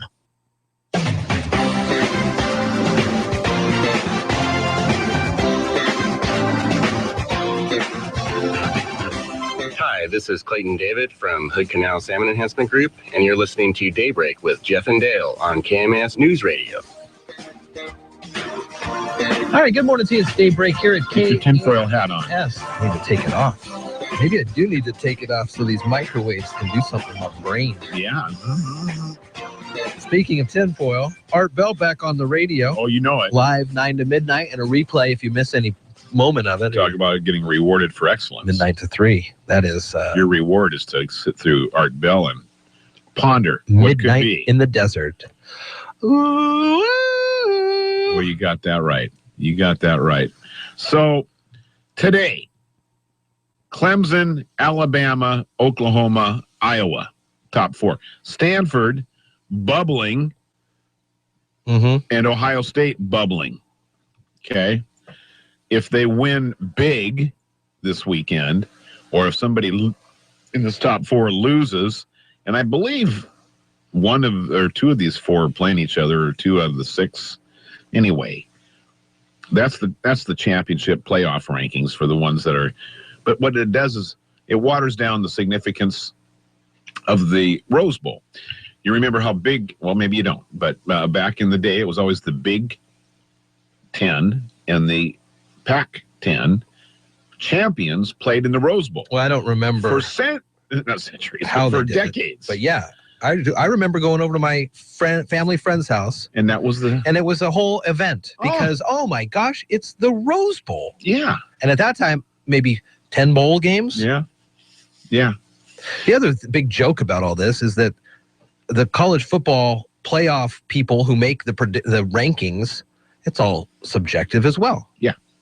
Any team, yeah, whatever. So they're trying. I think they're moving in the right direction to do, number one, to have a playoff if you want a national championship, because you've already kind of destroyed that. The old, you always made plans to go to Pasadena to go to the Rose Bowl. That was your reward for a good season, and you won the Pac-12 or the Pac-10 or the Pac-8 when I was in school. So those upstarts from Arizona got in there and doggone it, and they made it the Pac-10. Now we've got Colorado and Utah, and that makes it 12. But that being said, was our champion against their champion. Boom. The other guys, better luck next year. Go back to work. And nobody felt bad about it. Then pretty soon, so second place guys, they're a pretty good team. How about you guys go to El Paso? No, I guess so. Is it warm there? Sunny. Yeah. So, it's growing out of control. 40 bowls is too many. How do you stop it? As with anything. And it's stayed at 40 for quite a long time, thankfully. But it is too many. It gives a lot of people a chance to do that, to do the postseason dance. But I don't know. If they were it's good enough for the schools that get to go. But how bad are you to not make a bowl game? And then for the kids, so one of the most prestigious is the Las Vegas Bowl or the Independence Bowl, or where the Holiday Bowl is the other one, where the Cougars and the Huskies, who do have – Cougars are a little different this year because they have a winning record, a very decent record. The Huskies, though, are just mediocre, right? 6-6 or whatever. And it just kind of – I don't know. It's hard because then the best team, who's 12-0, Iowa, ranked number 4, they're going to go to a bowl game. And then so they meet up with a 5-7 team. And we went to a bowl game too. Yeah. We're 5-7. Yeah. You're 12-0. Big whoop. Yeah. There's just no incentive, it doesn't seem like. Yeah. It doesn't. And that's too bad. And it may water down the intensity of the regular season a lot more than we imagine. Because the kids will go, so what? We lost that game. We can still make a bowl. Yeah. That's what I was saying. Yeah. And that's the wrong attitude. Should be all or nothing. I'm trying. Let's correlate this. I'm starting to formulate this right now, with Thanksgiving shopping and Black Friday. So the merchants are going full bore, making you go shopping at 6 on Thanksgiving, 3 in the morning on Friday. Yeah. Well, we saw over the weekend, not paltry numbers, but very low numbers comparatively to years gone by. Yes, a little dip. And a article I was reading says, could this be the end of Black Friday? Are they trying to outdo themselves so much by saying, because before you know it, on your way to grandma's for Thanksgiving, our Black Friday or our Thanksgiving sale started at 8 in the morning. It's just, you can kind of see that coming. Oh yeah. And people are pushing back, I think, or finding alternatives. Cyber Monday, very popular. It went up 12.5%. And so if people, I guess it's how the market dictates it. And if people will stop participating or stop watching these bowl games, just like they stop shopping, the merchants and the market will go, well, maybe we need to do something different. Yeah, it's the new culture. It's all getting out of control. It is, but it's a new culture. It's a new level, new set of standards. So the pools that circulate around private clubs and bars and what have you, you get all 40 bowls, and it's fun. You don't even know who you're rooting for. It's like the big dance. Yeah. And you pick the winners and losers, but you throw $100 into the kitty, and there's a lot of money on the line. You win a big money, and you're tuning into bowl games that you never knew existed because you got a stake in it now. You're thinking, well, if I get lucky on this one, Louisiana Lafayette looks like a pretty solid pick over Hadesburg. I guess. It's crazy, but it's the new culture. It's the way it is. And, how do we stop it though? Well, at what point does somebody go? Everybody wants to stop it. I don't know anybody that thinks maybe 40 bowl games. Maybe everybody in this room wants to stop it. Have you met someone that enjoys all 40 bowl games? No. Or can name all 40 bowl games? No, there's no way. So maybe Kirk Herbstreit could. Yeah, he could probably. It just doesn't make sense to me. And again, it's like all of us yelling to nothing. It's just like government. It's just like everything. You're yelling. Who you yelling to? And who you're yelling to, you hope that somebody picks up on this. Like us trying to help out the crisis and their problem on that Sells Road. Is that not the Sells Road? What's the name of that road? Simmons Road. Yeah. Gloria and John. Yeah. I mean, these poor people and their neighbors getting hit or getting yelled at, getting flipped the bird. And we talk and talk and talk. And getting in close wrecks. And nothing's going to happen. And nothing will happen unless either one of the tribal elders is involved in a wreck, or one of the county commissioners Or is involved in a wreck, or yes. legislature, then it happens. But until then, we just go, hey, we're still down here. Hey, remember us? Still dangerous down here. 7:30. You're listening to Daybreak with Jeff and Dale on KMAS News Radio. Local news is brought to you by Fred Holmes Tree Service. FredHolmesTreeService.com, 427-4489. You're listening to KMAS News Radio. I'm Mary Lynn Foster. Mason County Commissioners heard again yesterday from Pat Burke, repeating his request for the commission to take action on abatement issues. Burke identified again the broken process for identifying a problem and getting action from the health department and or the sheriff's office. Why could the health department send a request over to the sheriff's department to have a car drive by, take a look at what my complaint is, take a couple of pictures because they all got cell phone cameras, small report, give a copy of it back to the health department to look at, and from there, that could be forwarded on to the prosecuting attorney if it has to go that far. In the event that an officer drops in, they do a knock and talk. Somebody's there, talk to them, tell them why they're there, present them with a piece or two of paper that says, here's why we're here, here's what's going to happen if you don't do X, Y, and Z. I mean, if I can walk into the sheriff's department and give them $40 to serve somebody to take them to court, I don't know why a sheriff's officer can't go out and take a look at a problem. Commissioner Jeffries told Burke the commission is working on the problem through a reorganization of the Mason County Health and Planning Permitting departments. The City Commission this week was confronted with the responsibility of funding the 2016 Porta Potty project. This project is a result of the recommendation from the original Poverty Task Force to determine how to relieve the pressures of the homeless on the city of Shelton. The topic of funding this project with the city budget that is already dipping into its reserves was lively. Commissioner Olson felt the porta potty service is an essential one and suggested the commissioners donate the funds through a reduction in their health benefits. The mayor did not want to fund the project any longer than for 6 months. Task Force team leader Toby Kevin offered comments regarding the debate. We renamed ourselves Shelton Poverty Advisory Team. It's been acknowledged that we were given an assignment, we completed it. We've given our advice to the city. And there should be no mistake that if the porta potties are to be funded, it's a city responsibility. Second thing I have to say, though, is a comment on the budget process. It boggles my mind that this thing, because it was not in last year's budget, apparently has to claw its way onto a budget. It was prioritized as an add-on and never given proper status, as best I can understand. After the public comment period, the mayor changed his mind and made a motion to fully fund 3 porta potties for 1 year and find a way to fund it. The mayor's motion passed 3-0. I'm Mary Lynn Foster, your local news at AM 1030 and FM 103.3 and always on KMAS.com. I'm attorney Harold Carr. During the past 25 years, more than 8,000 people have trusted me to handle their personal injury cases. I understand how an injury can disrupt your life and cause financial hardship for you and your family. At the law firm of Harold Carr, we have 5 attorneys and 19 staff members experienced with negotiating and litigating with insurance companies. So if you feel the insurance company is not dealing with you fairly, call me, Harold Carr. Let us deal with the insurance company so you won't have to. Car accident? Call Carr or visit us online at haroldcarrattorney.com. Hi, this is Alex Jones on KMAS News Radio.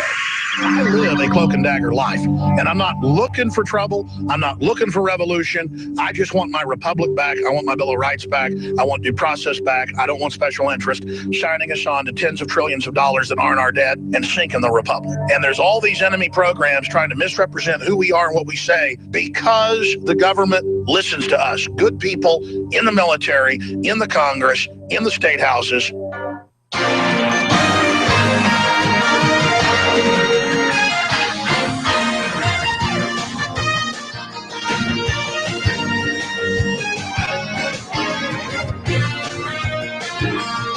All right, so this is why in the ear-picking category. This is why you need to be watching. This is why you need to be on our YouTube channel. Is that a good spot? 2 on the pain scale right now. And that must not be your point. Carol's over here trying acupressure on my ear this morning. Well, you got I've got a pain on the side of my head and my temple. Yeah, it's exactly where it is, my temple. And sometimes you can see the vein. Yeah. That's what I'm. Is it a vein? I guess I don't know. Yeah, but it's not poking out right now. Oh. Wow. Well, that's a sporty little thing. Oh, now I have a real bad headache. Thanks, Carol. She fixed it. Fixed it. It's like when you bring Jerry in. It's like when you punch somebody in the face and say, well, now you're not thinking about your arm because your face hurts. See, it worked. All right, what's up? Sports. Yes. We got basketball on the radio tonight. Your Gonzaga Bulldogs taking on your Washington State Cougars. Yeah, go Cougs. It's going to be It's going to be a good game no matter who you're rooting for. 7:40 pregame, 8 o'clock tip. How are the Cougars basketball team? They got Ernie Kent for a coach, and they got this one kid that's led the Pac-12 in scoring and rebounding, double-double average last year, and he's doing really good. Big kid. They've just got one big kid, though. Gonzaga's got three big kids. So 3-1. I'm thinking Gonzaga should win this game. I would hope so. But we'll see, because that's why they play him. And this is, I think, Ernie Kent's second year at the helm at Washington State. And he's a good coach. He's got a good track record. He's done well. And I think that the Cougars have had, historically, a pretty solid basketball program over the years. They've always been always a little over 500 at least, and then some years they really do well. So this might be one of their big years. And the Pac-12 could be wide open as well. Another team that's impressed me in preseason is the Huskies. Nobody knew what to expect from them, and they're playing really good. And they've got like 7 freshmen on the team. It's crazy. Whoa. Lorenzo Romar still the coach? Yep. Oh, good. And he's got all youngsters playing well. So we'll see how that all plays out. Now, speaking of basketball, a couple of things on the high school level. Last night, the season got off to a flurry. Shelton lost to River Ridge by a lot. River Ridge loaded this year.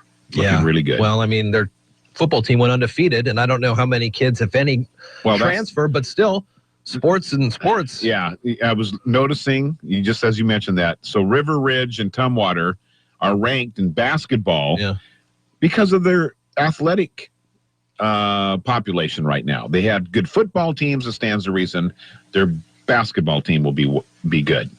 And this, so that kind of carries over. I notice Montesano and Hoquiam both got honorable mentions in the preseason rankings in basketball. Yeah. Both had really good football teams this year. So that's kind of a cool deal. Capital beat Aberdeen last night. Aberdeen will be our first broadcast of the year Friday night as they come to Shelton to take on the High Climbers. So both teams will be looking for that big win. On Friday night, we've got the game for you. We'll start our little pregame maybe about 10 before 7, and then at 7 o'clock tip-off. It's so different with basketball because they go C-team, JV, varsity, and the times are not necessarily reflective of the start time. Yeah, you got that right. So we'll say 7, but in and around there. But tune in by 7, and we'll get the game. Just hang with us. Yeah. Timberline girls lose to Bethel in their opener 48-47. Black Hills girls beat North Thurston by a considerable amount. And the High Climber ladies will be at home tonight against Stadium. So there's a big game going on at the high school mini dome this evening if you're looking for something to do. That's sports. A couple of new players on the Mariners, but we'll worry about that this spring. Yeah, we got a ways to go. I mean, pitchers and catchers don't. Some of the guys that we're getting won't be here when we start playing. That's for real, true. So pitchers and catchers probably showing up, I'd imagine, next week. No, Valentine's Day or so. 43 right now, cloudy sky and over an inch of rain throughout the day today. Probably won't get heavy until the evening, 8 or so. Thursday, 50 and more rain. That's tomorrow, 2/3 of an inch, 1/3 of an inch on Friday, and 2 inches or so on Saturday. Heavy all day, actually, on Saturday. It's Daybreak with Jeff and Dale on KMAS News Radio. Join the guys as they talk with neighbors, newsmakers, and each other, getting your day off to the absolute best possible start in the history of mornings. Connect with Jeff and Dale through the KMAS listener line, by email or Facebook. Now from the shores of Hood Canal, Daybreak with Jeff and Dale. At 7:40, it's Daybreak with Jeff and Dale on KMAS. Kristen Fabre and Steve Bloomfield coming in next hour to talk about the Mason County Historical Society, the museum, and all the good stuff that they're working on. Yeah, very cool. Let me ask you, Kaiser, 18 months old, how much time on a normal day does he have access to a screen and technology? So what do you mean by screen? Does that mean even watching television like Mickey Mouse or Sure. just Yeah. iPadding? Oh, that's a tough question. I would say over the last couple days, it's been a lot more since Sure. we've been under the weather, but for the most part, Yeah. he does not seem necessarily interested in the stuff that I watch. So even if it's on, he's coloring or moving about himself. Okay. But once you put on a Mickey Mouse thing, boy, they get you quick on that kind of marketing. It's amazing how quick they understand it. We'll probably maybe watch 1 or 2 episodes. He seems very, other than looking at pictures of himself on the phone, on phones or iPads, he does not really seem to care at all right now. All right. They're starting as early as kindergarten, kids getting exposed to computer sciences. Yeah, okay. And so there's a controversy about that. Some people say, well, wait a minute, they don't need that much this early in their life. And there's a discussion going on. For the first time this fall, most of the elementary school kids in Marysville's school district are getting 40-minute weekly computer science lessons, part of their core instruction. It's an effort nationwide, apparently, to expose more public kids to computer sciences. Some, though, worry about the rush to technology, saying kids don't need to learn it so early. It's just becoming such a second nature thing. Pretty amazing. Well, would you rather them not know it? Would you rather your kid not understand how to use technology? Of course not. No. So they walk around like Luddites, if you will? No. Wondering how to turn on They're the going phone? to have to. That's going to, computer science is going to be part of the curriculum from first grade on, I would suspect. Sure. How much and how in depth it goes, it's going to be a whole new, as we go, we're going to learn how to fine tune this thing. But it's the same as learning how to write, learning how to do penmanship, learning how to do math skills, spelling. And you have to know how to run a computer. So in your lifetime, you're going to have to know this. Yeah.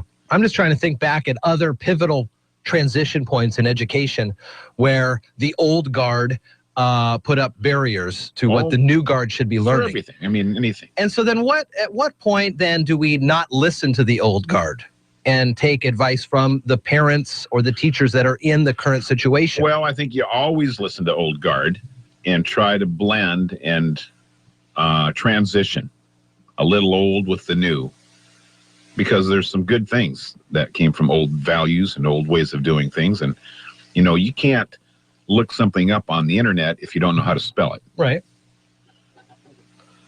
Or if you spell it so badly that the computer doesn't even know what you're asking. That's true. Okay.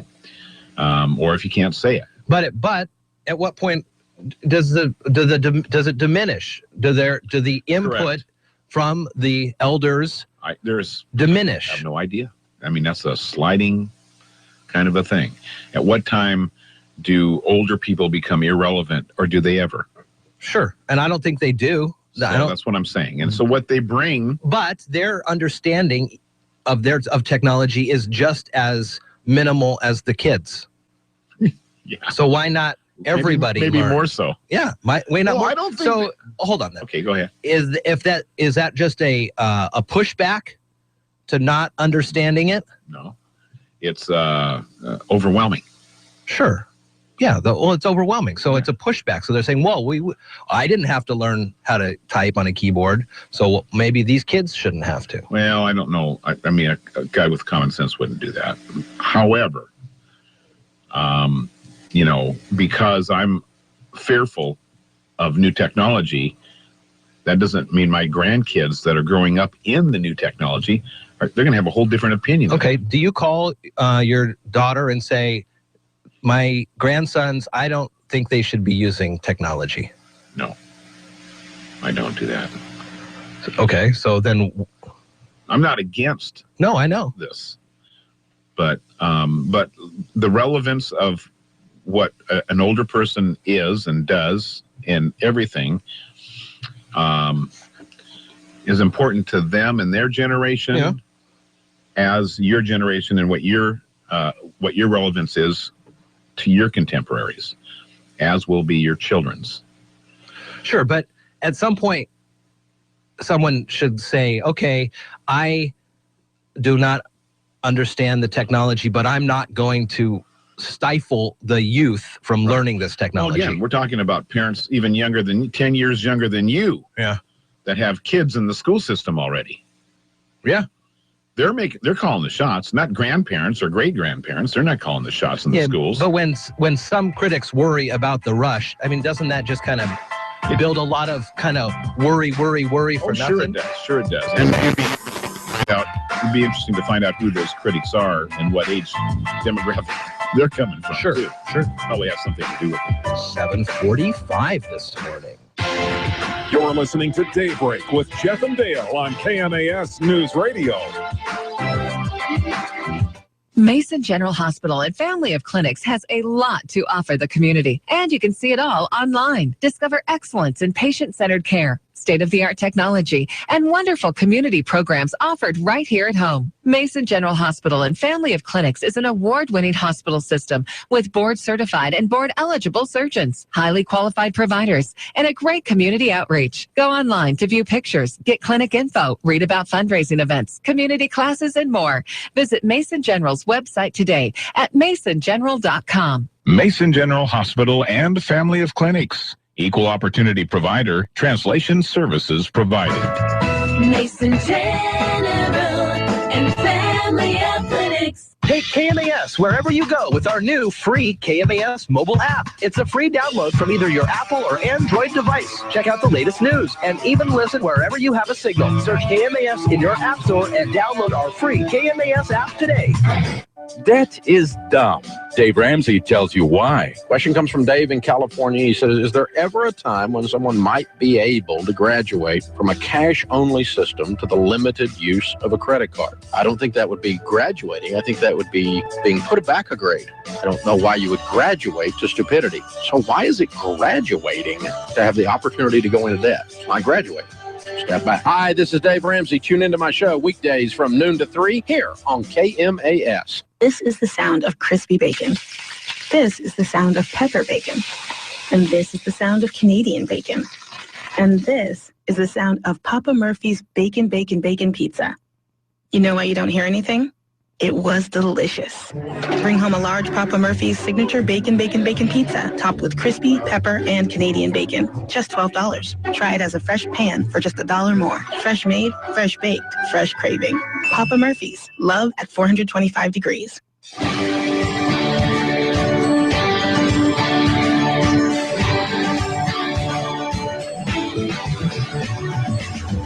Good morning. I'm Thurston County Sheriff John Snaza, and you're listening to Jeff and Dale on KMAS News Radio.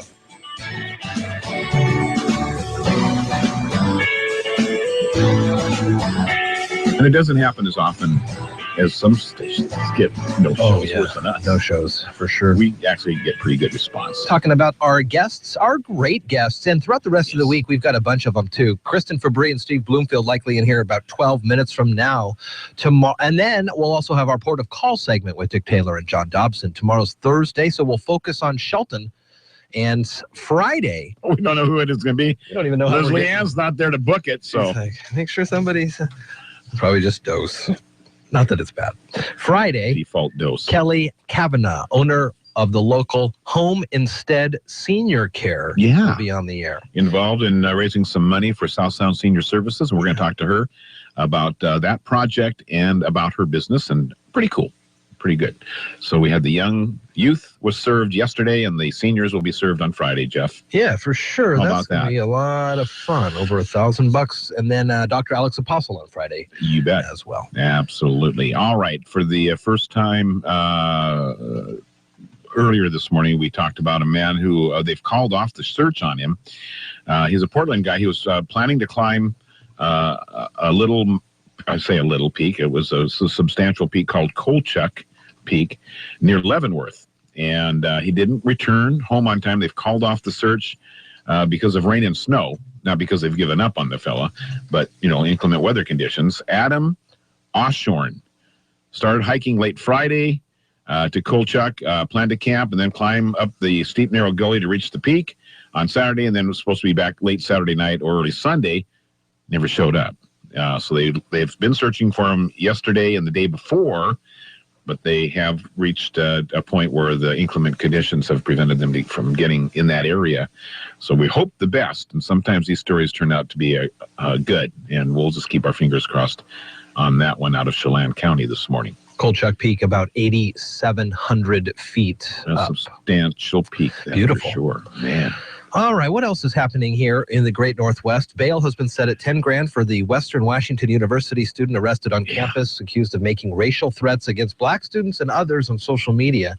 19-year-old Tyson Campbell has not been charged, but the Whatcom County Prosecutor's Office has scheduled an arraignment for December 11th. I was a pretty active student at Western. Yeah. In the sense that I would be out and about and talking with a lot of people always, and much to the chagrin of my grades. But I'd be out and about and social butterfly. Oh, sure, why not? And I would say this kind of activity, and I graduated about 15 years ago from Western. I did not ever even hear of any inklings of this type of activity or this type of, I'll say, hatred or malice towards another group of people. I don't remember anything on campus happening at that time. And once again, it kind of harkens back to our past conversation about technology, and you get kind of stuck in. So my impression of Western is as the last day that I was in Bellingham before I left. Right. And it has apparently changed immensely. And I don't know, I don't think I've been back but once in the last 15 years. Yeah. So, I mean, you kind of are stuck in that set, and I just did not see that. And times are way different, but 15 years. The young fella in question was arraigned yesterday. They're going to have a hearing on December 11th. His parents were there, and his brother was on the news. And they're all saying it was a big mistake. He's nothing like that. Mm-hmm. But is there not documented statements that he made that were sent out on the internet, or is it just voice messages that he left somewhere? Or I'm not exactly clear on how he got the school to shut down. He had to send an email to somebody, right? Yeah. All right. And it was on a small, one of those dark websites. I'm looking at it right now. Yik Yak. Yik Yak is the thing, and yikyakapp.com is the website. Get to the president of the school or something. Yeah, I'm not sure how this business model works, but I think what happens is people post anonymously what they think is anonymously, and then the messages get to wherever. Yik Yak did work with Western on this to find out who the person was. Right. And I think because you have to, and you're not anonymous, if you sign up for something and you put your cell phone number in as a registration number, well, they've got that number. Yeah, they can find it. Sorry to tell you. Yeah. Yeah. But the Yik Yak apparently is the app there. Could be a mistake in the sense that maybe it's the phone is registered to him, and his brother was using it, or the one that was on the news last night. He's like, that was a big mistake. He doesn't. He's not like that. I'm the one that's like that. I'm the one who's intolerant. No, it looks like you can enter your cell phone number on this website and get a live feed of what everyone's saying around you. Uh-oh. So pretty interesting. Yik Yak. Yik Yak. That's all interesting. Right. Federal prosecutors laid out their case against indicted former, is he former or is he still current Washington State Auditor Troy Kelly? I think he's still in. Latest details now, and at the hearing yesterday, an FBI agent described how financial records and statements from Kelly's former workers belied his explanations for why he was entitled to keep millions of dollars from old real estate transactions. The Democrat from Tacoma was elected in 2012, and we know what belied means now. Yeah. To be less than truthful? Yeah. Something like that. Lied. Belied. So he's up for re-election in 2016. If it's a 4-year term, I think it is. See how many endorsements he That would be gets. next year. Yeah, coming up. Tomorrow from 7 to 8 at the North Mason Timberland Library. Good morning to you on 103.3. Pam and Philip Bolding of Magical Strings. Mm-hmm. They've drawn a large and loyal following around the world. They've got traditional Celtic music and some original compositions. And the Washington Post has even gone so far as to describe their sound as warm, graceful, and sonically gorgeous. Wow. Well, Musical Strings will be tomorrow night from 7 to 8 at the North Mason Timberland Library, and all Timberland Regional Library programs are free and open to the public. How nice. That's going to be a nice deal. Lots of holiday concerts in and around the area, and you can always put yours on our community calendar. Mm-hmm. Just go to the community calendar tab on KMAS.com, and we'll walk you right through the process of getting that posted on our calendar. The Oakland Bay Junior High School Senior and Shelton High School choir combo having their holiday concert on the 8th of December. The U.S. Navy Band's annual Northwest Holiday Concert, they come to town December the 11th, both those at the Performing Arts Center on the Shelton campus. And looking ahead, as you know, there's going to be choirs from 4 different school districts here, and the Harstein Island Women's Choir, all performing this Friday night right there in and around Post Office Park. We have now got it down to a science, big box truck with the flap up and people singing and out of the elements, and everybody's happy, and it sounds like angels coming from the truck. It's awesome. Yeah, it really is. It's beautiful. And then we'll light the trees. We got a special, we have special guests coming to do the tree lighting ceremony coming up this Friday night, and very exciting time. Santa and Mrs. Santa arrive, not to mention the little Christmastown Kiwanis train will be bopping around for the kiddies. Marshmallow roasting on open fires down Railroad Avenue. Free hot cocoa, 2nd Street studio there across the street from the Post Office Park. Free cocoa. There'll be candy canes passed out, and I think Vicki Gonzalez will be passed out as well. No, she'll be passing out the candy canes. She's Santa's little helper usually on Friday night. About a 25% chance of rain on Friday from 6 p at the lighting into the evening. And all told, though, that day, just 1/3 of an inch of rain. Now, today, an inch. Tomorrow, 2/3 of an inch. And Saturday, 2 inches. So Friday and Friday night starting to look like a pretty nice time in downtown Shelton. You're listening to Daybreak with Jeff and Dale on KMAS News Radio. For many of us, it just wouldn't be the holidays without its unique aromas. Some advice today for filling your home with the smells of the season from the Old Farmer's Almanac. I was coming out of the hardware store when I saw him. An old man, late 70s, hunched over in the freezing rain, no hat on his head, limping across that slippery parking lot and pushing a row of shopping carts toward the cart corral. It's heartbreaking. Millions of hardworking Americans simply don't have enough money to retire, so they just keep working and working and working until it's too late. Hi, I'm Chad Stubbs, President and CEO of Power Trader, and I believe that's just plain wrong. That's why I'm now distributing to the public absolutely free copies of Power Trader's game-changing book on how regular folks can make the money they need to retire fast. For your free copy, call 1-800-933-1785. Don't let the lack of money rob you of your retirement. Call now for details and get your free copy of this book before it's too late. 1-800-933-1785. But hurry while supplies last. 1-800-933-1785. 1-800-933-1785. With more practical tips and useful advice, this is the Old Farmer's Almanac Radio Report for Wednesday, December 2nd, the 336th day of the year. NFL quarterback Aaron Rodgers has a birthday, and Barney Clark became the world's first artificial heart recipient on this day in 1982. From the aromas of cinnamon and nutmeg to the pine fragrance of the Christmas tree, it's the smells of the season that make the holidays unique. And it's easy to keep those fragrances going with a stovetop potpourri. Here's how. In a saucepan, mix a quartered orange, a half cup of cranberries, and a few cinnamon sticks. Fill the pan with water and place on a burner at its lowest setting. As the water evaporates, those trademark holiday aromas will fill your home. Refill with water as needed, and your stovetop potpourri will last for weeks. That's the Old Farmer's Almanac Radio Report. Find more recipe ideas at almanac.com. CNBC Business Radio reports are on KMAS Shelton, Monday through Friday, 6:58, 1:33, and 4:33. Here's the latest from ABC News. I'm Karen Chase.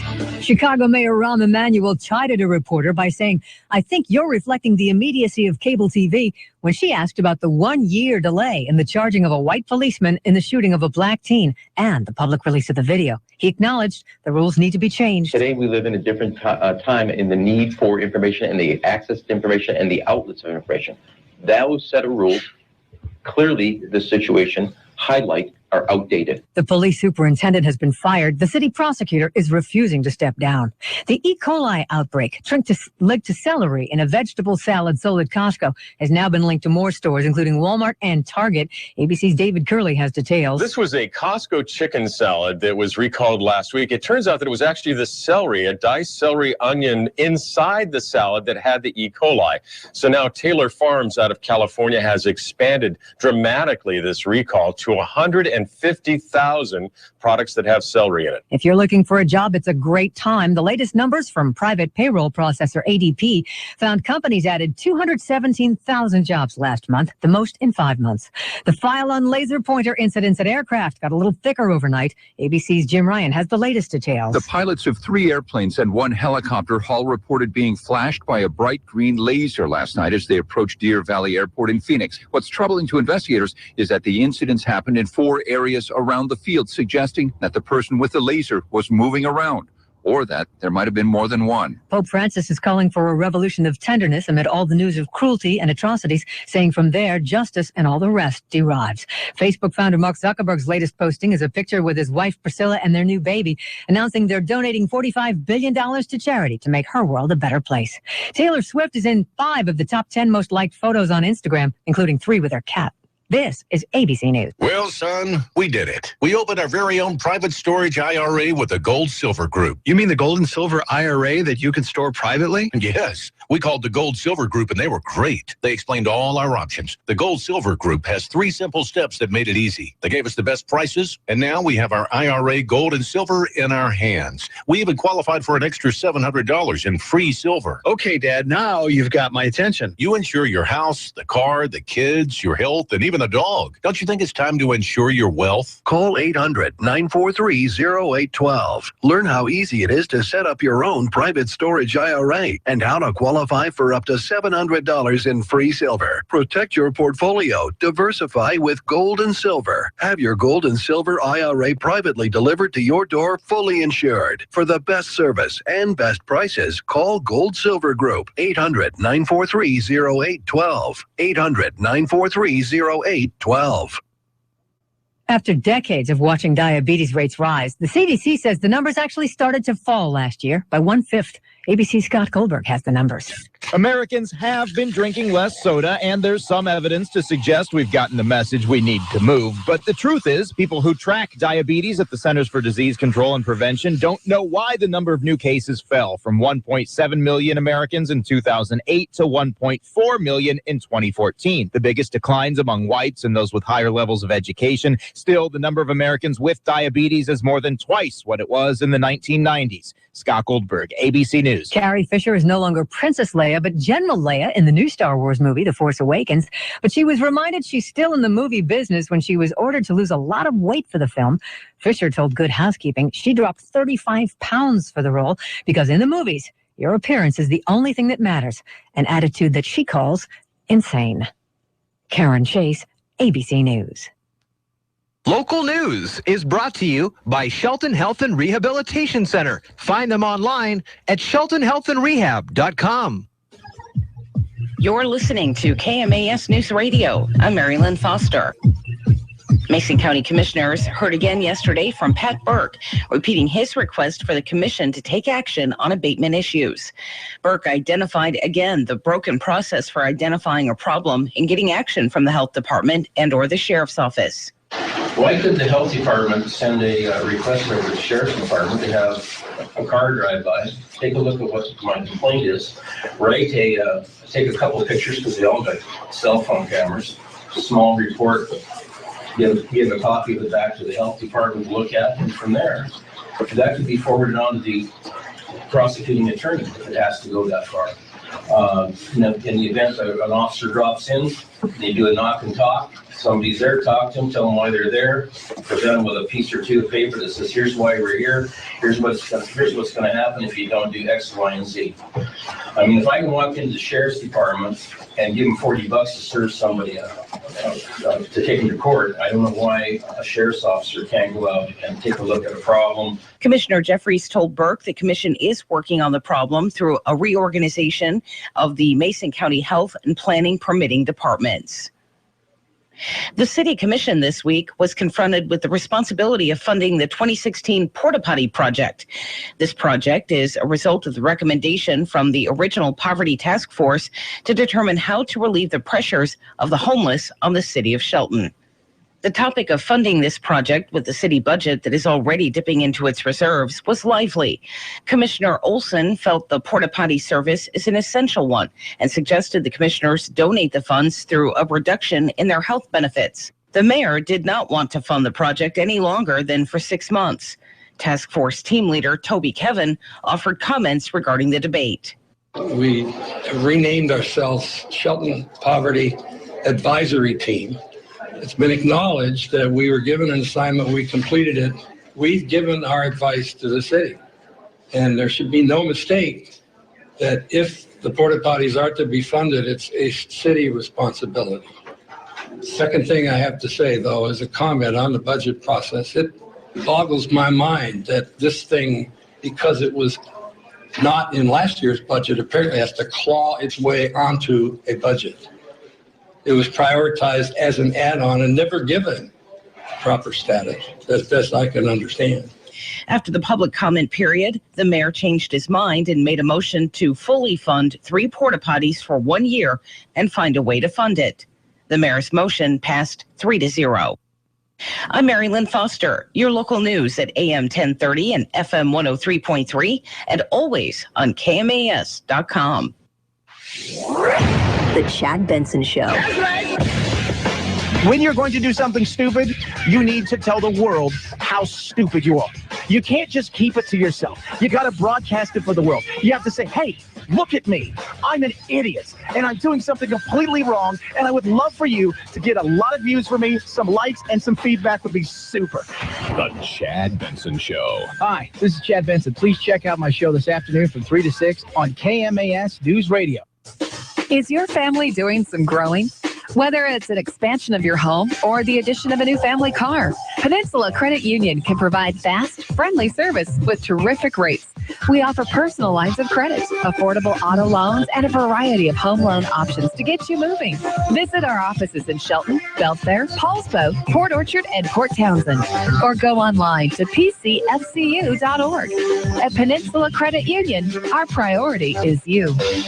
Winless no more. I'm ABC's Dave Packer reporting on sports. It's finally over. Sixers defeat the Lakers, and Kobe Bryant beginning to hug and exchange congratulations with the Sixers. The Sixers beat the Lakers by 12. On WPEN, the 76ers beat the Lakers Tuesday 103-91, ending their 28-game losing streak, the longest ever in U.S. professional sports history. They're 1-18 this season. Kobe Bryant likely played his last professional game at his hometown of Philadelphia. He made his first 3 shots, and the crowd chanted MVP. He finished with 20 points. A major college upset in Chapel Hill. Jackson in the corner. Got it.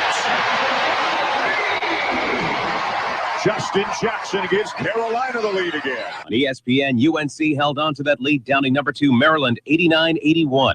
And college football, Georgia hired Alabama defensive coordinator Kirby Smart to be their next head coach. The most recent college football playoff rankings were released Tuesday. Clemson's number 1, followed by Alabama, Oklahoma, and Iowa, respectively. All but Oklahoma play in title games Saturday. The undefeated Tigers face 11-1 UNC in the ACC title game. Head coach Dabo Swinney on the Tar Heels. Impressive. As I've had a chance to really dial into them and look at all phases of the game, this is a complete football team. Back to basketball. In college, number 4 Kansas beat Loyola Maryland 94-61, and Iowa State down North Dakota State 84-64. At the pro level, Brooklyn beat Phoenix 94-91. Wizards beat LeBron and the Cavs 97-85, and Marc Gasol had a big night. Open from 18 over Davis. Gets it again. Marc Gasol, a career high 34. On WMFS, Gasol finished with 38. Grizzlies beat the Pelicans 113-104. And a free agency splash in baseball. The Red Sox signed David Price to a 7-year, $217 million contract, the richest deal ever awarded to a pitcher. I'm Dave Packer, ABC Sports.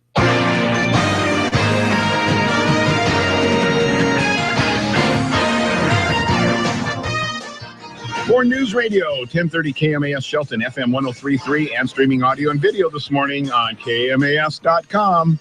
Hi, smile. There we go. 10 past 8 o'clock in the morning on Dale Hubbard. And, man, Jerry DiPoto, Seattle's general manager, if he's nothing, he's busy. This morning, I was kind of getting critical about all these moves, but then I realized it's a whole new guy. It's a whole new team. Yeah, it's going to be his team. Give him a shot to do what he needs, and then we can... Look at all the last 8 years, hasn't really produced much. You're right. So let this guy do what he's doing, and he's trading. So we traded with Baltimore this morning. Mark Trumbo's gone. Power hitter. New guy, Steve Clevenger. Catcher, because we don't have enough of those. This makes about like 8 of them now on the roster, I think.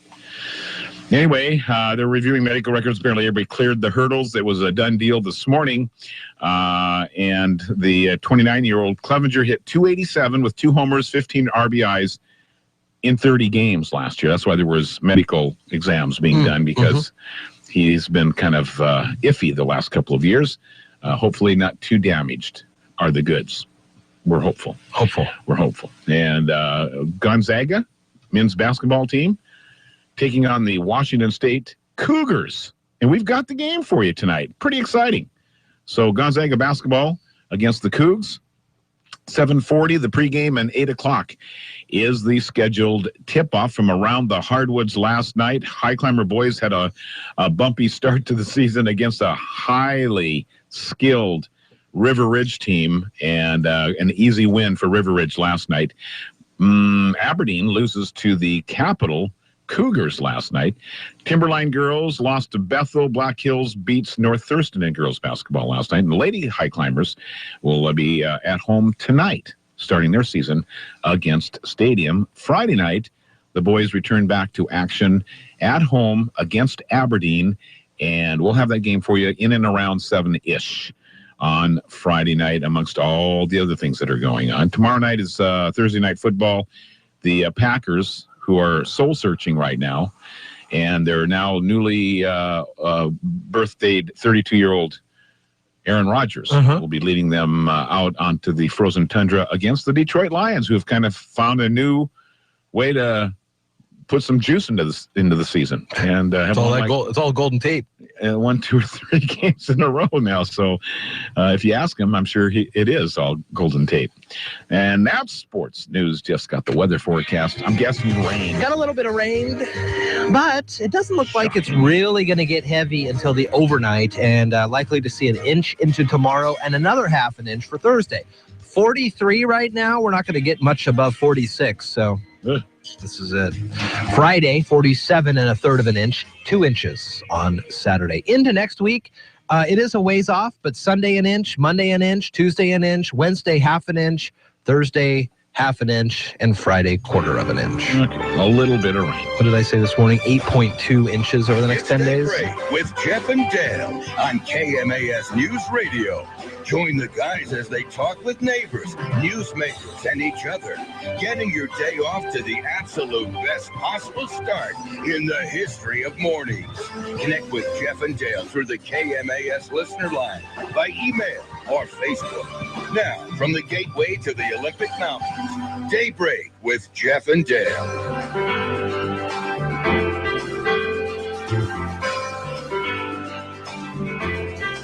8:14 at Daybreak with Jeff and Dale on the 2nd of December. Dale, we got a great guest in the studio. We do. We want to welcome Kristen Fabre. Kristen is the new director of the Mason County Historical Society and Museum. Hi, Kristen. Hi, good morning. How are you? I'm doing well. How's business over at the museum doing? It's going really good. We've got a lot of new things going on. That is terrific. That's why you're in here, to tell us about all the new stuff.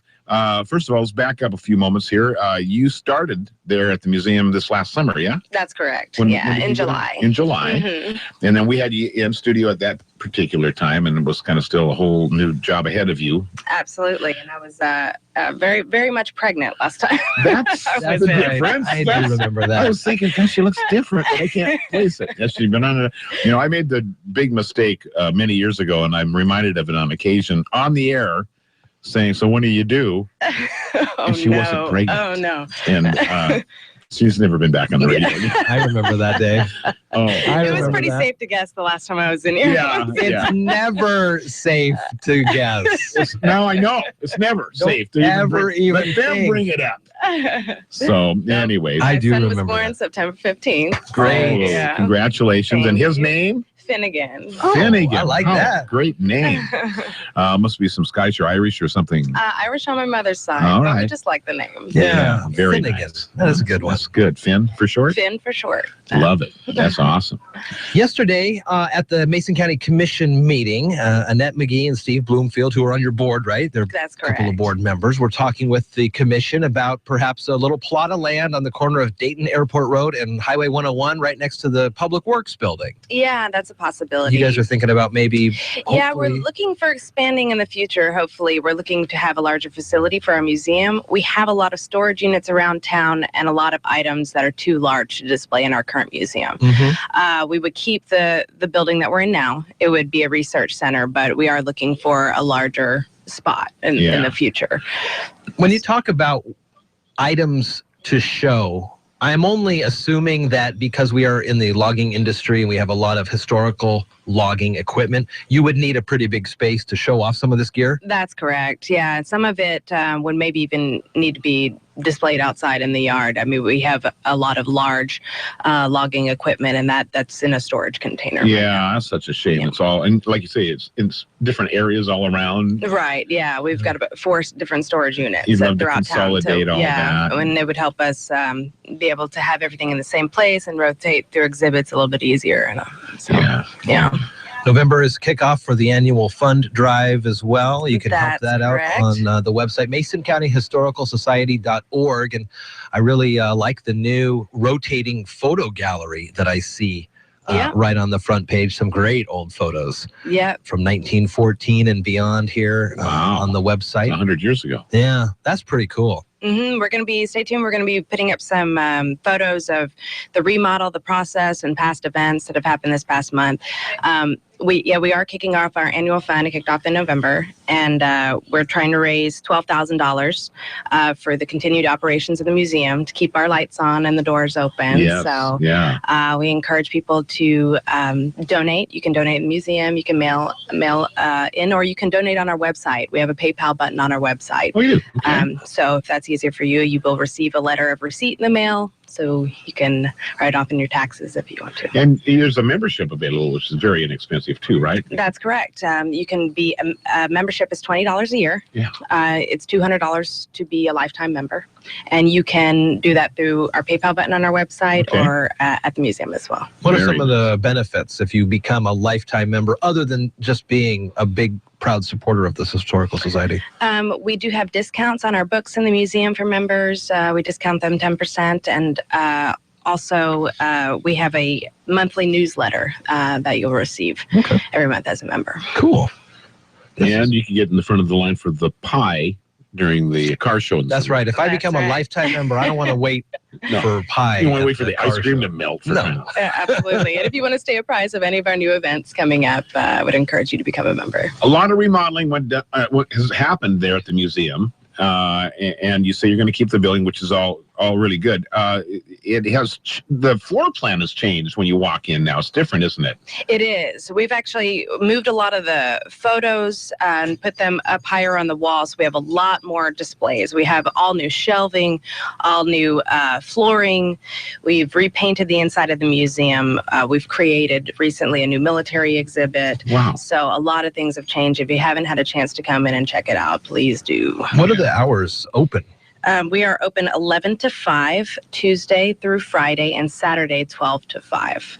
And this upcoming Friday for Holiday Magic Downtown, we are going to be keeping our doors open late until 8 p.m. So we'll be open until the rest of the shops are open as well. Okay. We also will be participating in the game card that's being handed out. Yep. So we'll be handing them out, and we have a code available in the museum. So you can fill in the code available at the museum and other spots downtown and enter your game card in for a chance to win prizes. Are you guys donating like a book or anything for the yes, we will be donating a book for the prizes. Yeah. And so check that out. And there's more information on that on SheltonDowntownMerchants.com. Okay. So that'll give all of the times of all the downtown festivities and all the details for the game card as well. Good. All right. Very cool. Well, you guys are just rolling up your sleeves and participating like crazy. Yeah, we're trying to. So, yeah, lots of stuff happening on December as well. We have another on December 16th. We have a chamber after hours meeting happening at the museum as well from 5:30 to 7 p.m. So it's sort of a meet and great for chamber members. The public can come check it out. It's really for chamber members, though, and getting to know other business members downtown. And if you're interested in becoming a chamber member or just want to find out about the Chamber of Commerce, come check it out. Okay. All right. Very good. Checking out the book section and the book sales section. You got a lot of books, and they're all Mason County centric. Isn't that right? We got some books by Mike Fredson, who we've had on the air before, including his Beastman stories. Pretty interesting. You can order all these, add to cart, and check out on the website. That's right. And we also have we're going to have a book special each month. This month is going to be the John Chernow Villain or Victim book. We do have the author, Bill Lindstrom, coming into the museum on this Friday for Holiday Magic. So he'll be in from 5 p.m. until 7 p.m. Doing a book signing for that book for John Turno, Villain or Victim. Right. So yeah, if you haven't read that story, it's a good one to pick up. Yeah, page turner for sure. We got there you go. Yeah, that's right. You can get those paperback and hardcover are available. Wow, very cool. Pretty exciting history. Kristen, let me. You got looks like you got an itinerary of things that you want to talk about. I wanted to ask on behalf of listeners if they have stuff from Grandma and Grandpa stored and don't know what to do with it, and maybe would like to donate that to the museum. Is there some kind of a criteria that they have to follow, or how would they go about talking to you about that? We do ask that the items have something to do with Mason County history. Right.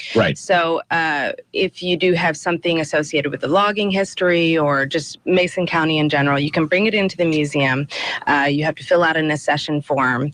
We'll assess whether or not the museum would like to take the item, and then you can sign the donation form, and it will be rotated through display. I would ask for everyone's patience for larger items until we get a larger facility. They may not be displayed right away, but we will display them. Yeah, okay, so it's just that simple, and they can have that conversation at any time. Absolutely. Pictures are, I know that there's a bajillion pictures that you guys have already in stock and that you've been rejuvenating and whatever and archiving. Do you still get a big amount of that coming your way from, or is... We do get some photographs, but we're always welcome to older photographs that you think may not have any historical significance. They do. So we have family members coming into the museum that are looking for pictures of family members that they've never seen before. There you go. So if you're cleaning out the attic and you have old photos, I would advise you to write, if you do know who the people in the photo are, on the back for a donation, but we can store those there, or copies if you want to provide us with a copy. Okay. All right. Very good. Anything else you want to share with us this morning?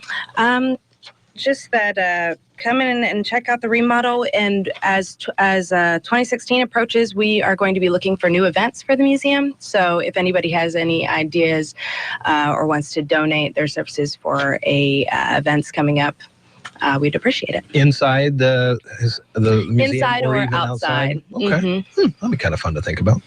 Cool. Yeah, absolutely. Well, very best of luck on a relocation if you can get that. And, thank you. And have some more areas to get consolidated into one area. That would be a lot of steps in the right direction. For Yeah, you guys. absolutely. Make life a lot easier. Absolutely.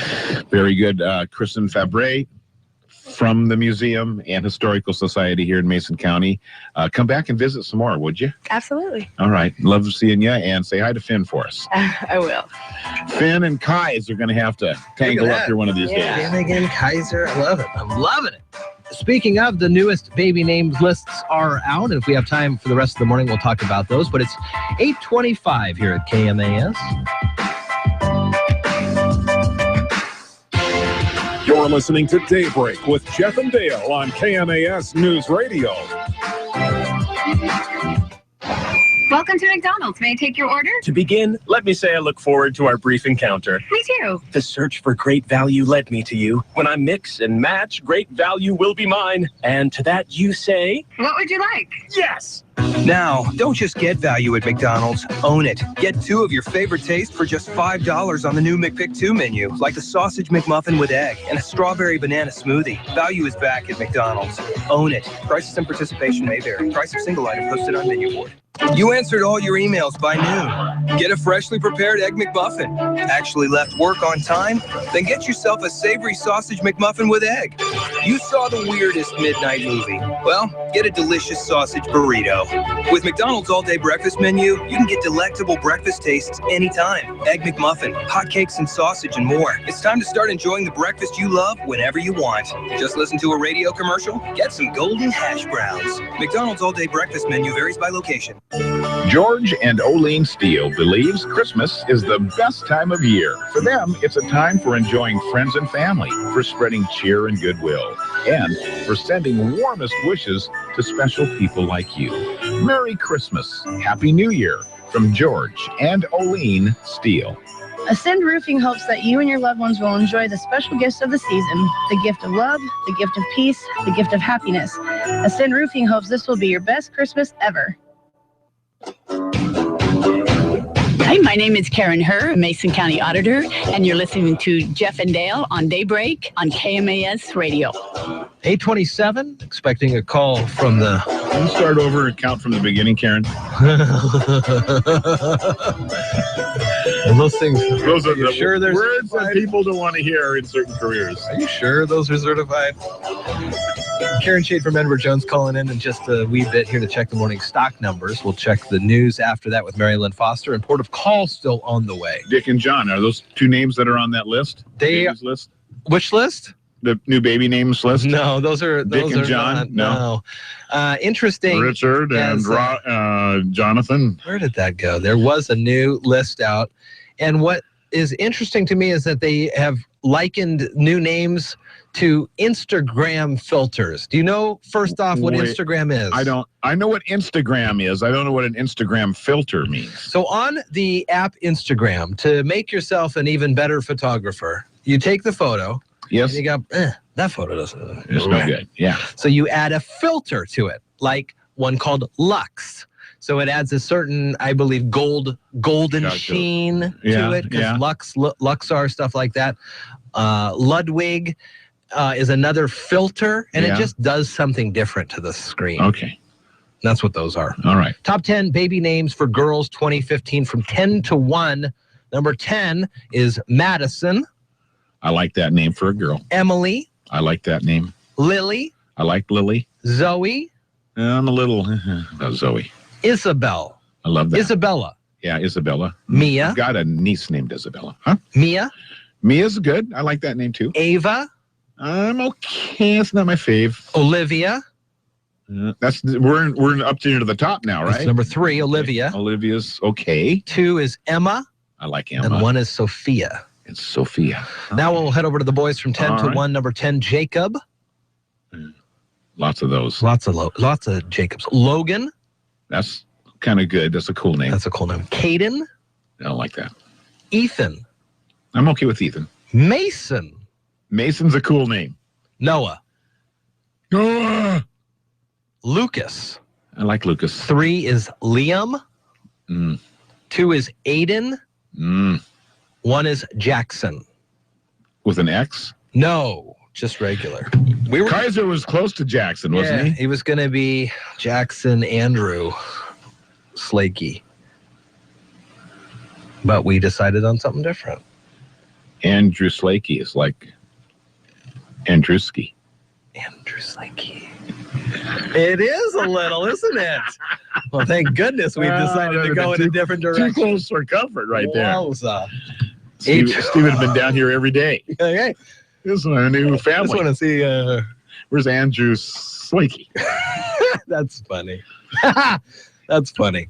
All right, so we're just waiting on the morning stock numbers in just a little bit. We'll have that in the news coming up. We got a big weekend for you here. Friday night, you are going to want to be in town because we've got not only on the radio at 7 is a basketball game, first basketball game of the year. Yeah. But at 6, there is a tree lighting ceremony in downtown, and we'll be there with the PA. Making announcements. Yeah, Post Office Park, as that's the Cameron tree there in the park. And Cameron Owen, the late brother of our Attorney General. No, Lieutenant Governor Brad Owen, who we guess is probably went to France with the governor. That's what I'm thinking. Yeah. Which is why he's not going to be. But regardless, it's the tree is named in his brother's honor, who loved Christmas, loved decorating. So the lights are up. I checked that like Monday, and they were already up. Oh. Done deal. They did it last weekend, apparently. So they're ready to go. We've got some very special guests coming into the park to light the tree. We've got choirs singing like angels. It's beautiful. It's a beautiful night. Festivities get going around 5 o'clock around Post Office Park, and then up Railroad. It's closed off to traffic. There'll be bonfires in the road, controlled. And marshmallows to roast and weenie dogs. 8:31 at KMAS. You're listening to Daybreak with Jeff and Dale on KMAS News Radio. Local news is brought to you by Fred Holmes Tree Service. FredHolmesTreeService.com 427-4489. You're listening to KMAS News Radio. I'm Mary Lynn Foster. Mason County Commissioners heard again yesterday from Pat Burke, repeating his request for the commission to take action on abatement issues. Burke identified again the broken process for identifying a problem and getting action from the health department and or the sheriff's office. Why could the health department send a request over to the sheriff's department to have a car drive by, take a look at what my complaint is, take a couple of pictures because they all got cell phone cameras, small report, give a copy of it back to the health department to look at, and from there, that could be forwarded on to the prosecuting attorney if it has to go that far. In the event that an officer drops in, they do a knock and talk. Somebody's there, talk to them, tell them why they're there, present them with a piece or two of paper that says, here's why we're here, here's what's going to happen if you don't do X, Y, and Z. I mean, if I can walk into the sheriff's department and give them $40 to serve somebody to take them to court, I don't know why a sheriff's officer can't go out and take a look at a problem. Commissioner Jeffries told Burke the commission is working on the problem through a reorganization of the Mason County Health and Planning Permitting departments.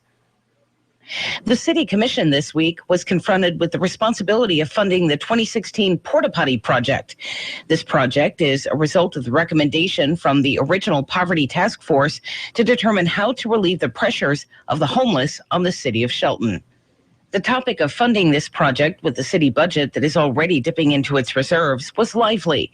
Commissioner Olson felt the porta potty service is an essential one and suggested the commissioners donate the funds through a reduction in their health benefits. The mayor did not want to fund the project any longer than for 6 months. Task Force team leader Toby Heaven offered comments regarding the debate. We renamed ourselves Shelton Poverty Advisory Team. It's been acknowledged that we were given an assignment, we completed it. We've given our advice to the city. And there should be no mistake that if the porta potties are to be funded, it's a city responsibility. Second thing I have to say, though, is a comment on the budget process. It boggles my mind that this thing, because it was not in last year's budget, apparently has to claw its way onto a budget. It was prioritized as an add-on and never given proper status, as best I can understand. After the public comment period, the mayor changed his mind and made a motion to fully fund 3 porta potties for 1 year and find a way to fund it. The mayor's motion passed 3-0. I'm Mary Lynn Foster, your local news at AM 1030 and FM 103.3 and always on KMAS.com. Snow melts. Rain falls. Rivers form. This happens all over the world. But when it happens here, something wonderful unfolds. A renewable source of energy, created without releasing even an ounce of CO2 into the Earth's atmosphere. Mason PUD 3, clean, renewable, and reliable energy every day. The Chad Benson Show. Look, I've said all along, Obamacare is here to stay. You knew I didn't like it because I don't like the government being involved in anything. But I also knew that once it got involved, it was never going away. And this was eventually going to lead to a system that became a single-payer system. We will have a single-payer system in the next decade. The Chad Benson Show. Hi, this is Chad Benson. Please check out my show this afternoon from 3 to 6 on KMAS Newsradio.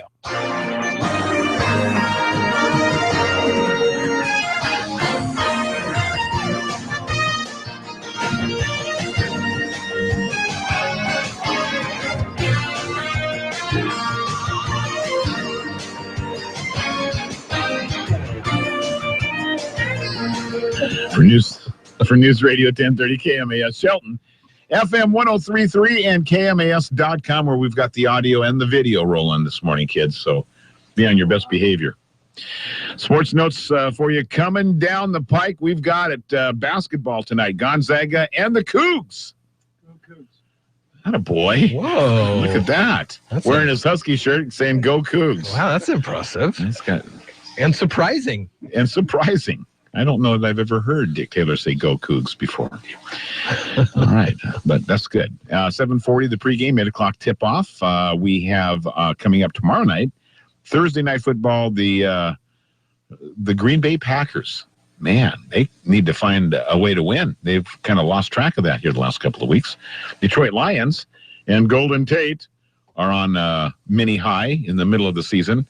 And I think they've won 3 out of their last 4 games, something like that. So they did knock off, didn't they knock off Green Bay in Green Bay about 3 weeks ago? Yeah, that was their first loss. Green Bay's first loss of the season was against the Detroit Lions, and since then they've gone 3-0. A little added drama to the whole thing tomorrow night. We'll begin our coverage around 5 o'clock, 4:45, I think, pregame. And this weekend, of course, the Seahawks are on the road in Minnesota, taking on the Vikings. 10 a.m. kickoff. Our pregame starts at 8. You get up that early on Sundays. Yeah. Okay. All right. You got to. You got to start the day. All right. Good morning to you. South Sound forecast, rain, and lots of it in the next couple of days. It's 43 right now, and just going to warm up to 46, so whatever that means. An inch of rain today. Likely not going to start and get real heavy until 8 or so tonight. Tomorrow, a half inch and 50. 1/3 of an inch on Friday and 2 inches just on Saturday. More rain in the next week, all told, about 5 more inches. Daybreak with Jeff and Dale on KMAS News Radio. Join the guys as they talk with neighbors, newsmakers, and each other, getting your day off to the absolute best possible start in the history of mornings. Connect with Jeff and Dale through the KMAS listener line, by email, or Facebook. Now, from the southernmost tide pool of Puget Sound, Daybreak with Jeff and Dale.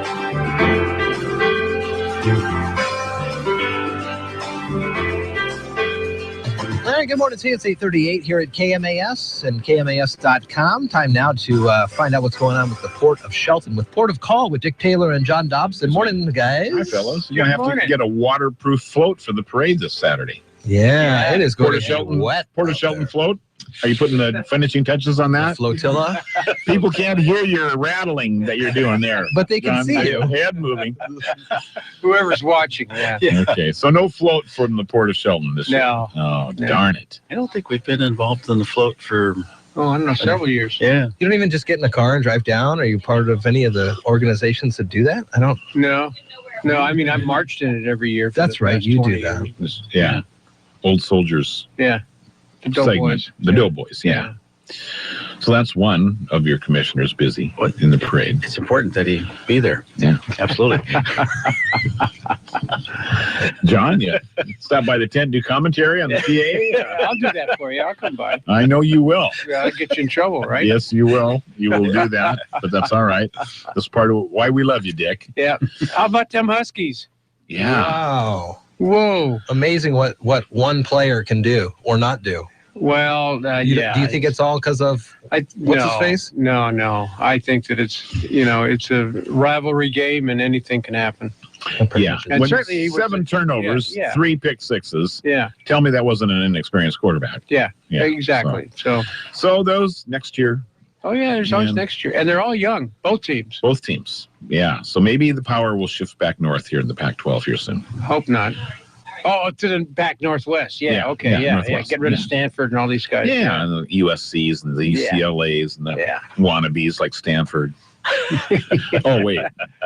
Stanford's looking good. If things go right this weekend, they could be playing in the big championship. So. Well, I hope so. I'd like to see them beat the University of Spoiled Children. Yeah. Oh, that would be. Is that what that USC stand? I always wondered about that. Yeah, I grew up down there, Yeah, they did make a good decision this past weekend. Oh, yeah, they hired their coach. Kept the interim coach on for full time and gave him a nice 2-year deal. So that is exciting, and that'll set them guys straight for sure. They played really well for you this season. They do. So, and they did before. John, you're from Los Angeles area. What was your school growing up? What was the favorite college down there? It was always SC. Most of our guys, from our high school guys, most of our guys went to SC. You go to SC? I did not. I was not a spoiled child. I didn't have the money. My grandfather went to USC.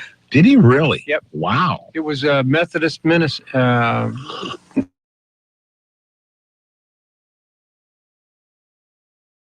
Montessori. It was run by the Methodists, and he went to like a Montessori type deal. No, he went to USC as a divinity student. Wow! And became a Methodist minister. Yeah.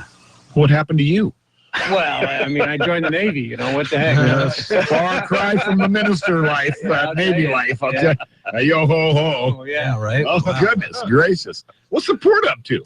Lots of good stuff. Lots of good stuff. Yes, I mean, yesterday was kind of fun. We'll see how it all shakes out today, but we got a whole bunch of leases that we're working through. This is part of our shell game, if you will, that we're moving stuff around. Yeah. And, so Andy Hunter's first up. If he signs the addendum, that opens up 2,300 square feet. Then immediately Mark Van Dries from M&R signs his addendum, which takes that 2,300 square feet. And at the same time, there's a lease agreement for Andy Hunter to take over a full, 9 acres and 80,000 square feet out at Johns Prairie. Wow. And and then we've got another company that'll come back in out at Johns Prairie to take over another section of that. That'll happen probably in about 90 days. And then back to where Andy's space is at, we have another company that will come in there and fill that one. So, and this is a new company that we don't know about yet. That's correct. Wow, that's exciting. So, a lot of stuff. A lot of stuff. And it's, so Andy, get her done. Today and the dam breaks once that signature's online. That's it. We're wow. Moving on. And moving businesses around and doing some expanding as well. Yep. Got Olympic College coming out, snooping around again. I have got the building that's perfect for them. Unfortunately, I have a tenant that's there. And so if they can hold tight for a year or two, I showed it to them 6 years ago, and they ended up going for south. A vocational? Yeah, for the welding side of things. The welding side of things, right. So we'd like to try them in with TrueFab because, in fact, the instructor for Olympic College worked at TrueFab for a bunch of years. So that's perfect. There's a great tie there, and it's a natural, and they really should be out on our industrial properties. They know it, and yes, we just need to find the right spot for them. I mean, that's the challenge when you've got everything rented, and you got to again play the shell game. You and know, try to get my things understanding too is that vocation is in high demand right now. very much so. So that's a good career for some guys. Well, and one of the things that Olympic College is learning too is, they've been doing a lot of what we call stick welding, which is old school stuff. Right. And that's not the technology of today. And so the instructor who knows the new stuff wants to incorporate that, of course, and the college would like to. So, I mean, there's some real good possibilities for that. That is exciting. So, yeah, we're doing good. We're doing good. I think I don't know. I haven't seen the latest track. I know we're over 700 people employed on port property, and follow the rest of the moves go together. I mean, we're still targeting over 1,000 people within the next 2 years. That's awesome. So keep it going. Keep her up for sure. Along. Yeah, very good. Any festivals or events planned here in the next month or two? Or? No, we haven't. We're talking. There's some people that are knocking on the door again, Sure. But nothing's firmed up yet. Obviously, you're going to have coffee with Tammy again sometime and see what's going on there. And I think I know the direction they want to go. And so our pilot group is starting to show some energy. So there might be something there. I don't know yet. So all right. We're talking. Well, there's nothing wrong with conversation. No, I don't. I think the general consensus we'd like to do something every other year. I don't think we want to try to do it on an annual basis. We have enough events and charity functions that are going on, and what we do is really not so much a charity function as it is just an introduction to the general public to come out to the airport. So, but there's a lot of work involved with that. So. Yeah. Well, you've got such great wide open space up there. It's tempting for great organizations to want to showcase what they do or have an event or something like that. I know promoters and people in that along those lines that want trade shows and all those sorts of things. I'm sure you get approached. Well, we do. I won't get into some of them that we get approached by, but there's lantern festivals and things like that, and that was kind of a fun one. Kind of. It was fun to watch from afar. But military's coming back in full force. We've got we can't lose sight of that. There's big doings this summer. In fact, actually, we got a couple of things. June 12th, of course, is the big exercise. Yeah, and we just had in the office. What was it? Monday. Yeah, Monday. I had 5 sergeants come in from Fairchild Air Force Base. They're the communications specialists, so they were looking over the facilities. That's all part of the big contingent. We're looking somewhere between, I don't know, I'm hearing the numbers 500-600 troops will be stationed, at the airport, come that first week of June, the week of June. Bivouac? Yeah. They'd be bivouacked there? I guess. Yep. Out of the fairgrounds area, if you will. Unfortunately, they won't have access to all of the buildings, but several of them, and of course that space works out just fine. But 3 weeks later, we've got a special forces group going to come in and set up for about a week. This is new to Dick and the others, but they also want to be doing airdrop practice. So, the big stuff. So, again, back to probably C-130s coming overhead and parachuting things in. And we have plenty of space for that to happen. We just need to understand a little bit more about the logistics, make sure everybody's safe with that. That's exciting, though. Yeah. So military's using us quite extensively, I think, in 2016. Nothing wrong with being important. Yeah, or wanted. Or wanted. Yes, you're right. That's a good point. Now that you brought it up. Well, that's enough for today, I think. Yeah, good stuff. Yeah, good. It's always good stuff. The auction timetable hasn't moved much as far as the buildings up there on Johns Prairie, auctioning the items. No, it's off to February, and that's keep getting kicked down the road. The bottom line for Sierra Pacific, and I understand their problems. The steel market is absolutely destroyed right now. Scrap steel. Oh. So you can't just sell out all of the equipment, have a scrapper come in and take it, but they've got time limits in which they have to move that stuff out. So we've talked to them, about moving it out of the buildings and just storing it for, a year or so and then waiting for the auction prices to come up. Get on with your renovation. So we can go do what we need to do. I mean, we need to see what those floors look like. I'm concerned about the electrical that's out there. Boy, I tell you, when you look at the mills and the way some of them operate. And this isn't a reflection on Simpson, but some of the previous folks that have been out there, it's amazing where they decided to source their water supplies from. Now that we're in there and have full access to the buildings, and it wasn't quite up to snuff, and which is a little difficult to deal with, and that's all got to get repaired and fixed. It's got to be fixed, upgraded. So so when the new tenants get in there, they know they've got a reasonable expectation that everything's going to be working right. Sure, absolutely. So, anyway, absolutely. We have some work to do. You do, indeed. And then, as you'd mentioned in past shows, you don't know which came first, that equipment or the building. I've never built a sawmill. Sorry. So with all this equipment, and if to get it out of there, there might be some walls that have to come down or something. And then they got to go back up. Then they have to go back up. So could be quite an entailed process. In some ways, that's probably the simplest way, because those walls are just screwed on, so you can pull them off fairly easy. There you go. And they just bring the torches in and cut it loose and yank it out. So there's some challenges with all of that. Sierra Pacific, I have to admit, we've worked with their people, and they are extremely intelligent. They know this business inside and out. Yeah. They can calculate it to the labor hour, and so they know what they've got their hands on, and so we're relying on their expertise. Good. All right. Very good. Dick, are you going to stay out of trouble this week? Nope. Okay. Carry on. Are you going to do the parade again this year, like you were saying you've done the past couple years? Or are you gonna... Yeah, I don't know that the Doughboys are going to make it this year. We can't get enough guys together. What? Yeah, they're all getting old. The Doughboys are getting old? Yeah, even older. Even older? Yeah. Well, that's not good. But I'll be at the parade. Yeah, I'll stop by and see you. Okay. One way or the other. All right. We're in our same spot. So actually, I'm bringing Jeff and the crew whole down. gang's going to be at the clock tower this year. Oh, okay. Yeah, so we're down there. So the radio broadcast is going to be from there as well. Well, our webcast video. Yeah, we're going to do a video. We're going to do a video cast of the whole thing. So we're going to do it all online, and then I'll do the public address as well. So you come on over and shout out a hi to all the folks, and cool. I'll introduce you as a port commissioner. Okay. Good. Well, you should. Better than I don't know. Some of the other things I couldn't introduce. Yeah, I'm not going to say anything. Yeah. All right, very good. Thank you, fellas, for our update this week. It is the Port of Call every Wednesday at this time with John Dobson, Executive Director, Port Chair of the Commissioners, Dick Taylor. Thank you both, fellas. Thank you. Our pleasure. Our pleasure. Surface.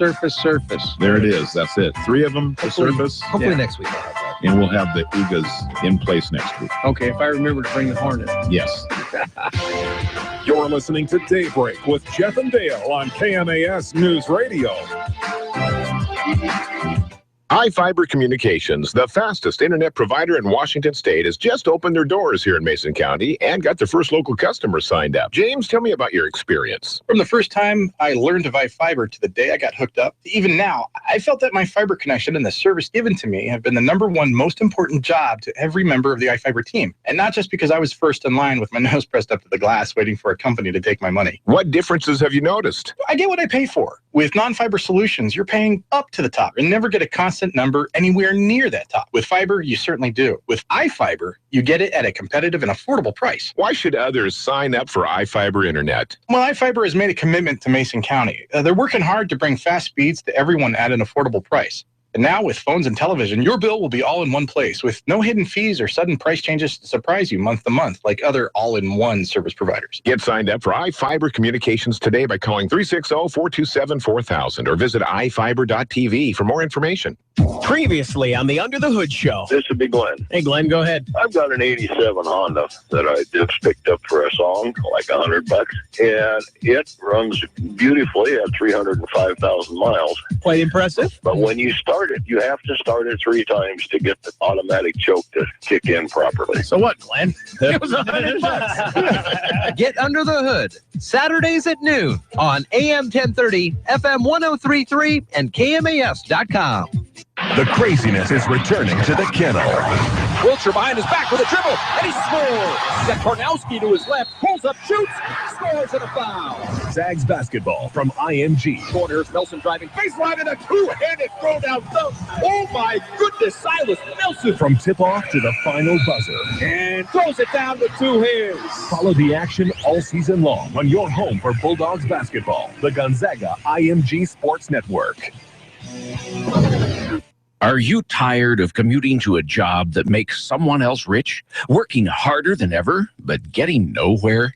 Do you hate spending hundreds of dollars every week on daycare, having someone else raise your children? With our opportunities, you can start earning money as soon as next week. You get to be the boss, work from home, and live a happier life. At Be the Boss Network, you'll find hundreds of work-from-home opportunities that you can literally start today and be earning money as soon as next week. Go to freedom31.com and start earning money as soon as next week. You get to be the boss. Get out of the rat race. Work from home. Go to freedom31.com right now and change your life today. That's freedom31.com. Go to freedom31.com and start earning money as soon as next week. You be the boss. Go to freedom31.com.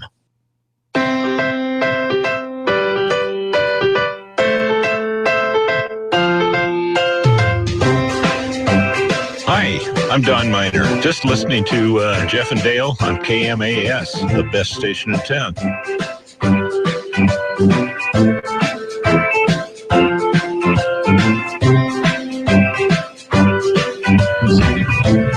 Well, Dale, looks like we got about 3 minutes. It looks like we've got about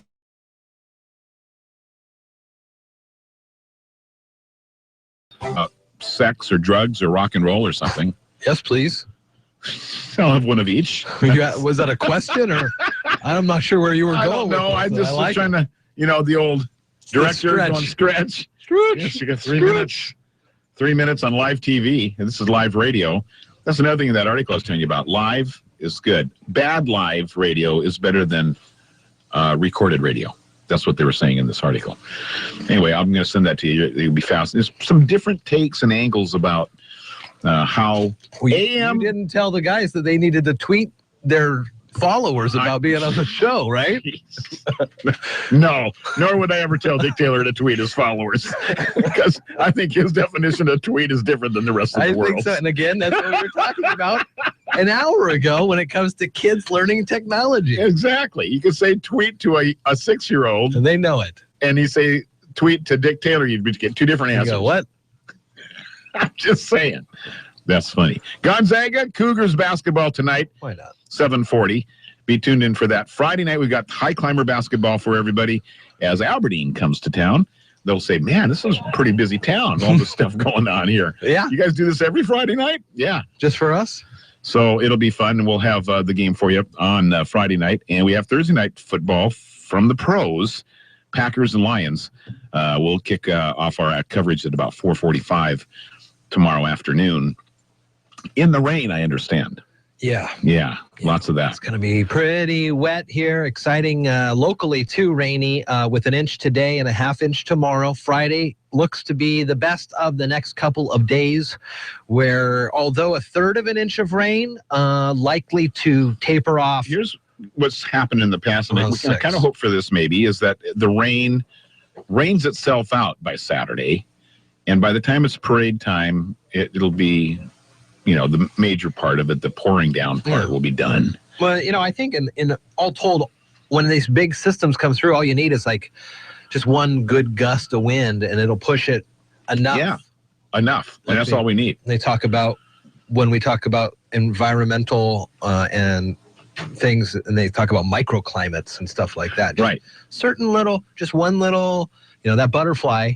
Little shift. Flapping in Japan makes something happen in Norway. I don't know how. Makes ice Yeah. flows in the Columbia River. Yeah. So I think that's exactly how it is. I think that was the state. I think that was the old saying. It was like Confucius or something. Confucius says when the ice flows on the Columbia. The butterfly in Japan has had his way with, well. Tomorrow is Thursday. We focus on Shelton at 8:40. And also Friday, Kelly Kavanaugh, the owner of the local Home Instead Senior Care. Yeah. Worked on and helped to raise over $1,000, over $1,100, really, for senior services of the South Sound. She'll be in on Friday, to talk about this event that she did. And yeah, it's kind of a cool story. Very good story. So have a wonderful day today. Stay as dry as possible, and tune in the ball game this afternoon, or this evening, as the Gonzaga Bulldogs and the Washington State Cougars will be on the air. We'll see you tomorrow. You're listening to Daybreak with Jeff and Dale on KMAS News Radio. For many of us, it just wouldn't be the holidays without its unique aromas. Some advice today for filling your home with the smells of the season from the Old Farmer's Almanac. I was coming out of the hardware store when I saw him. An old man, late 70s, hunched over in the freezing rain, no hat on his head, limping across that slippery parking lot and pushing a row of shopping carts toward the cart corral. It's heartbreaking. Millions of hardworking Americans simply don't have enough money to retire, so they just keep working and working and working until it's too late. Hi, I'm Chad Stubbs, President and CEO of Power Trader, and I believe that's just plain wrong. That's why I'm now distributing to the public absolutely free copies of Power Trader's game-changing book on how regular folks can make the money they need to retire fast. For your free copy, call 1-800-933-1785. Don't let the lack of money rob you of your retirement. Call now for details and get your free copy of this book before it's too late. 1-800-933-1785. But hurry while supplies last. 1-800-933-1785. 1-800-933-1785. With more practical tips and useful advice, this is the Old Farmer's Almanac Radio Report for Wednesday, December 2nd, the 336th day of the year. NFL quarterback Aaron Rodgers has a birthday, and Barney Clark became the world's first artificial heart recipient on this day in 1982. From the aromas of cinnamon and nutmeg to the pine fragrance of the Christmas tree, it's the smells of the season that make the holidays unique. And it's easy to keep those fragrances going with a stovetop potpourri. Here's how. In a saucepan, mix a quartered orange, a half cup of cranberries, and a few cinnamon sticks. Fill the pan with water and place on a burner at its lowest setting. As the water evaporates, those trademark holiday aromas will fill your home. Refill with water as needed, and your stovetop potpourri will last for weeks. That's the Old Farmer's Almanac Radio Report. Find more recipe ideas at almanac.com. Mornings start with Daybreak on KMAS Shelton. Join Jeff and Dale weekdays from 6 to 9 on AM 1030, FM 1033, and KMAS.com. Here's the latest from ABC News. I'm Daria Albinger. A jury is seated for the trial of the first of 6 Baltimore police officers in connection with the death of Freddie Gray. This is a jury that reflects the population of Baltimore. 2/3 or 8 of the jurors are black and 4 are white. 8 are women, 4 men. They'll decide the fate of 26-year-old Officer William Porter, who grew up in the same neighborhood as Freddie Gray. He is charged with manslaughter, assault, misconduct, and reckless endangerment. Prosecutors allege he ignored Gray's pleas for medical help when he was arrested back in April. Robert Lang, ABC News, Baltimore. The Secret Service issued an eye-opening report today on what types of people are most likely to carry out a mass shooting or other type of attack. More than half of the attacks on government buildings involve so-called lone wolves with guns. Other assailants have been more creative, from detonating bombs to crashing a plane into an IRS building. Even poisons like ricin were sent. The assailants showed a variety of motives, from revenge to burning anger with the government. Roughly half exhibited mental illness. ABC News Justice correspondent Pierre Thomas. The U.S.-led coalition says it's been carrying out airstrikes against the Islamic State group today in support of Iraqi operations to liberate Ramadi. The capital of Western Anbar province is under control, but Iraqi forces have encircled it and are advising residents to leave. A spokesman says that the coalition aircraft have been targeting the fighting positions, vehicles, weapons, and buildings near the city. The Office of National Drug Control Policy says it's time for a new effort in the nation's growing problem with heroin. If you look at newer users to heroin, 80% of them started misusing pain medication. So we know to deal with the heroin crisis compels us to deal with the prescription drug use issue. Director Michael Botticelli at a House hearing today. American businesses stepping up hiring last month. Payroll processor ADP said they added the most in 5 months. This is ABC. It's happening to you every night. One snores and the other can't sleep. It seems like there's no end to it. But now, there is a quick and easy-to-use solution, a natural solution. Snore Stop. Snore Stop was created and tested by a team of physicians and has been helping couples sleep for over 18 years. It is the #1 selling anti-snoring medicine in the U.S. Thank you, Snore Stop. You saved my marriage. Snore Stop sprays or tablets are now available nationwide at a store near you, or you can go online at snorestop.com. Don't wait. It's time to try Snore Stop and make every night a better night for both of you. Thanks, Snore Stop. Now I'm back in the bedroom. So don't wait. Try Snore Stop, the #1 selling anti-snoring medicine in the U.S. Spray or tablets are available today at a store near you or online at snorestop.com. That's snorestop.com. Snore Stop, keeping you together. You're listening to KMAS News Radio. I'm Mary Lynn Foster. Mason County Commissioners heard again yesterday from Pat Burke, repeating his request for the commission to take action on abatement issues. Burke identified again the broken process for identifying a problem and getting action from the health department and or the sheriff's office. Why could the health department send a request over to the sheriff's department to have a car drive by, take a look at what my complaint is, take a couple of pictures because they all got cell phone cameras, small report, give a copy of it back to the health department to look at, and from there, that could be forwarded on.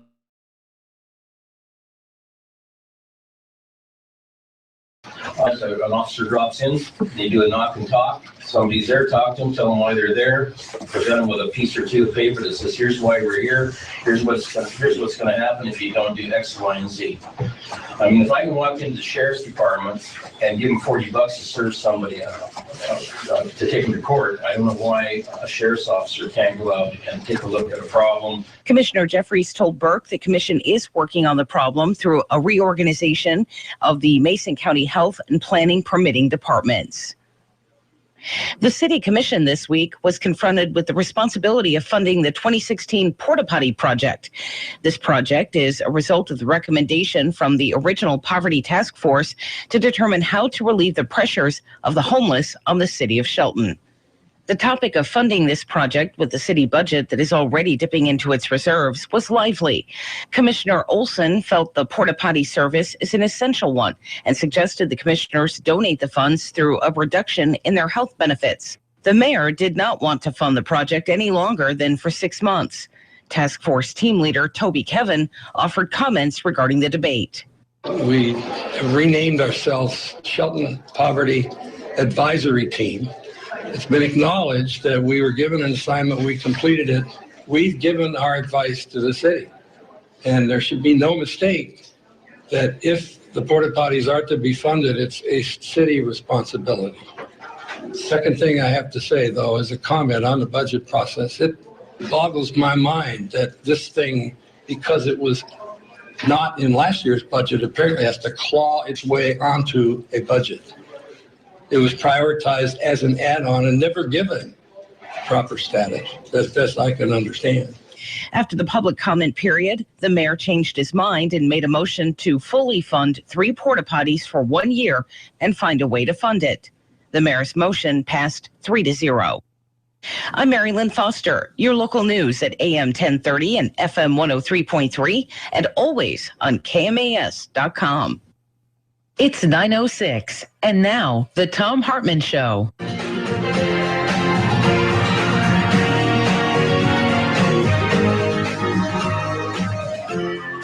This is the Thom Hartmann Program. And greetings, my friends, patriots, lovers of democracy, truth, and justice, believers in peace, freedom, and the American way. Thom Hartmann here with you on this kind of gray and rainy Wednesday here in Washington, D.C., and boy, there's a lot in the news. Just a couple of quick things. Number one, this was over at Bloomberg News this morning. I noticed this and I thought, whoa. It was actually yesterday, excuse me. It was, but I noticed it this morning. It was published yesterday. The headline is what got my attention. Manufacturing in the United States contracts at fastest rates since 2009. And I went, Now, manufacturing, I mean, it used to be a quarter of our economy. In fact, it used to be a little more than a quarter of our economy, and it's what drove the American economy. Keep in mind, about 20% of the American economy is government spending. About 25% used to be manufacturing. And then you've got, travel and leisure, and you've got, well, whatever. I don't need to go through the whole list. But the bottom line here is that manufacturing is where most of the money is made for the working class in America. And it's where most of the wealth is created for our nation. And manufacturing is collapsing. It's also what keeps economies running. I'm looking at a graph of this, and,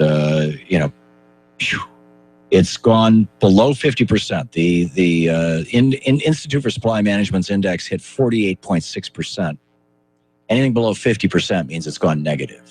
Basically, it's a scale of 0 to 100, and 100 is, insane growth, and 0 is like, the country has shut down and gone away. And, so we were below 50% from the Bush disaster in 2008 until just after the Obama stimulus package in 2009. We've been above that point, that 50% point, ever since 2009, and now we are dropping below it. That does not look good to me. The Republican Party is wringing their hands about Donald Trump. And Surya Gayatri, nice post over at Democratic Underground this morning. I didn't see this. I've given up on watching Morning Scar. But Eugene Robinson was apparently on the show today. And I believe that this post is a quote. He says, this Republican woe is us theme about Trump's unstoppable rise is pretty ironic. The entire party has created the very atmosphere in which Trump thrives. They created and encouraged the anger, resentment, and frustration that Trump so adroitly channels. Republican power brokers say, our voters have lost their minds. No, you drove them crazy. And that's the point. And that's the point I've been making, well, for in books for 20 years and on this radio program for over a decade, that the core of the Republican Party is entirely economic. Libertarianism is really at its core an economic religion, a belief that a so-called free market, something that does not exist, never has, never will somehow cause, a paradise for everybody. And the fact of the matter is that what are referred to in Europe as neoliberal economics, what we refer to as libertarian economics or Reaganism or supply-side economics or trickle-down economics, that what that does is it makes the rich richer and forget the middle class. The middle class has become the working class, and the working class is rapidly becoming the working poor. And this is... And this is amazing. And because the Republican Party basically is just all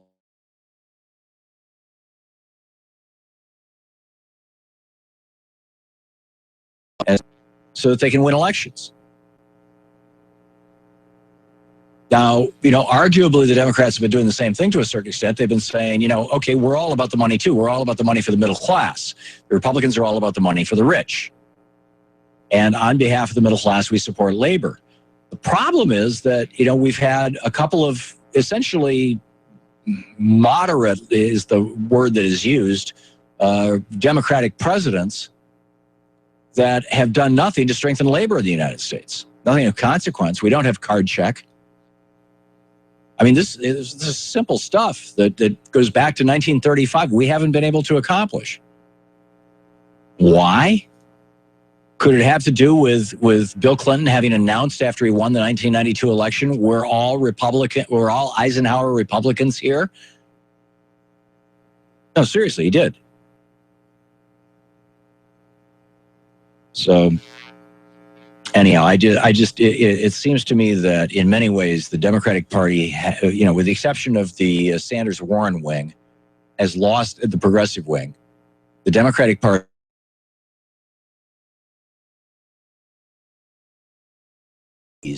lost its soul. It has disassociated itself, shall we say, from the Democratic Party of the 1930s and 40s, which was one, and frankly, of the 60s, when it was at its progressive peak. And the Republican Party has shifted from the politics of Eisenhower, which were actually reasonably centrist, high tax rates, 91% income tax rate on the richest people. Corporations were funding, 15, 20%.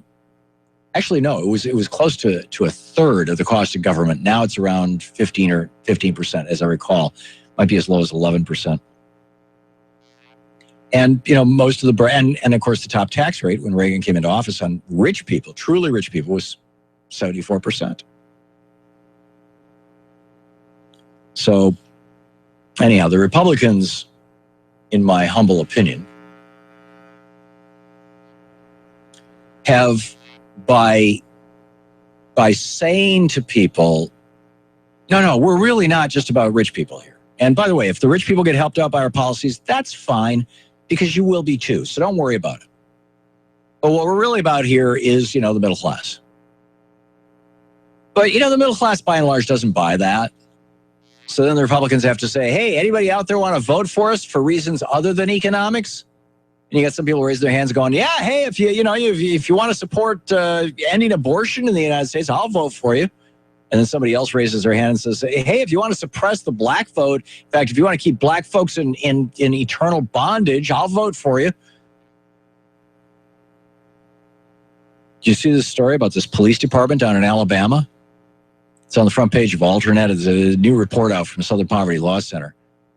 These police, for decades, have been planting drugs on African-American young people and then busting them for them, and a number of them are still in prison, according to allegations made by police officers in that police department who turned whistleblower like 20 years ago. And now they're trying to get somebody to listen to them. So anyhow, the net of what I was saying is that the Republican Party, by reaching out to crazies, the gun nuts, the abortion people, the xenophobes, the Islamophobes, the racists, by reaching out to them, they have created a party base that goes well beyond just the very rich. And much of that party base are crazy. I mean, they're crazy by the standards of a contemporary society that says we're all in this together. It's an amazing point made yesterday about competition in public spaces. I want to get back to a rant on that in about 5 minutes. Please help me remember, Shano, my the other half of my brain over here. And but this is, the Republican Party created Donald Trump. Why are they complaining about him? And the Democratic Party, in my opinion, now is confronting an existential crisis as well. Do they continue the economic and perhaps more importantly, social policies, and most importantly, labor policies of the Clinton and Obama administrations? Or do they follow Bernie Sanders and become more like FDR and LBJ? These are big decisions. This is the Thom Hartmann Program. So we'll continue that conversation, as we go through the day. I got a bunch of other news for you. We'll be picking up your calls. All kinds of cool stuff going on today. Stick around.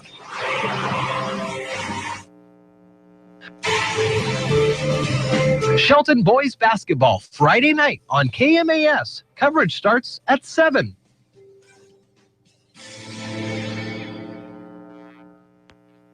Geico presents Kathy, the Candid Realtor. Okay, and right around here is the kitchen. Gas range, granite countertops, all those gadgets you registered for will look great up here until that toaster overheats and takes out everything in a 2-foot radius.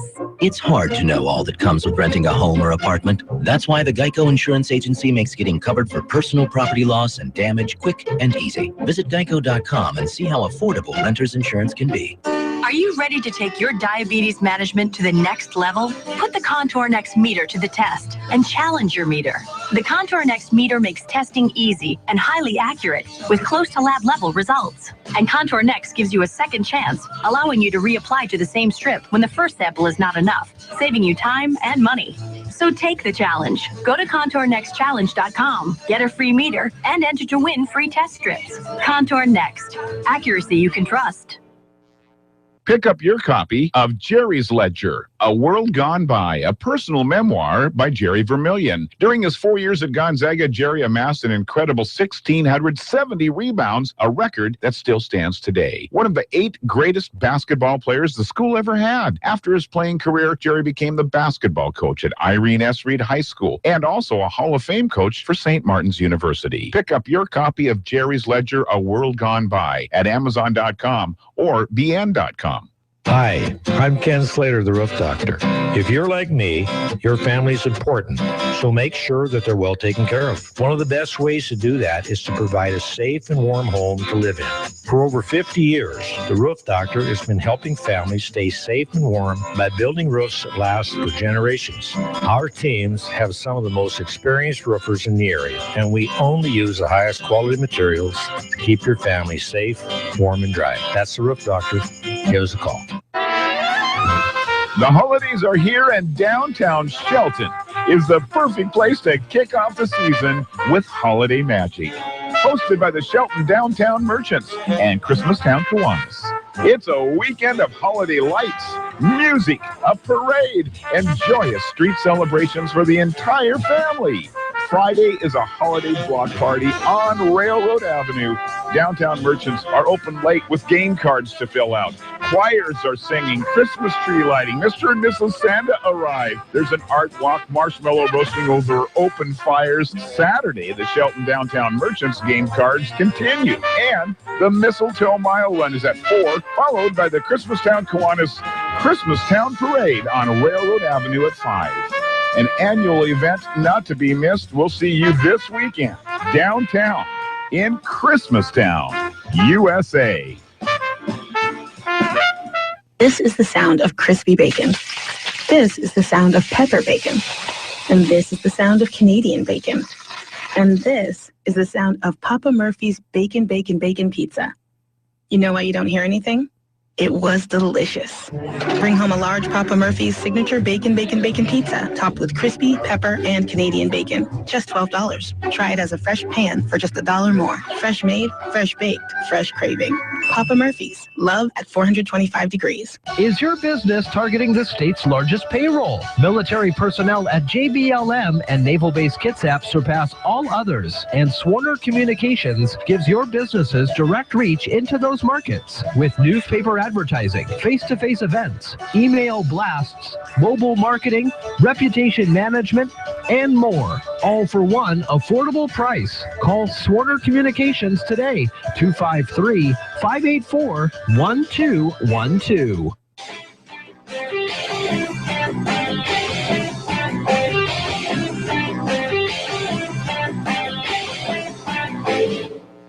Welcome back. Tom Hartman here with the Tom Hartman Program. Have you heard about performance-enhancing vegetables that improve circulation, energy, and stamina? They exist. And at the top of that list, beets. Beets are loaded with dietary nitrates that boost nitric oxide levels in your body for more energy and stamina without the crash of those fake energy drinks. But, you know, most people are saying, I still ain't eating beets. No way. And that's why I'm excited about Super Beets, the delicious circulation superfood. I drink it every day. I mix it with water or a smoothie. And here's the secret. Super Beets are light dried, so the dietary nitrates are protected. It's great for healthy blood pressure and getting better circulation, even to our most intimate parts, if you know what I mean.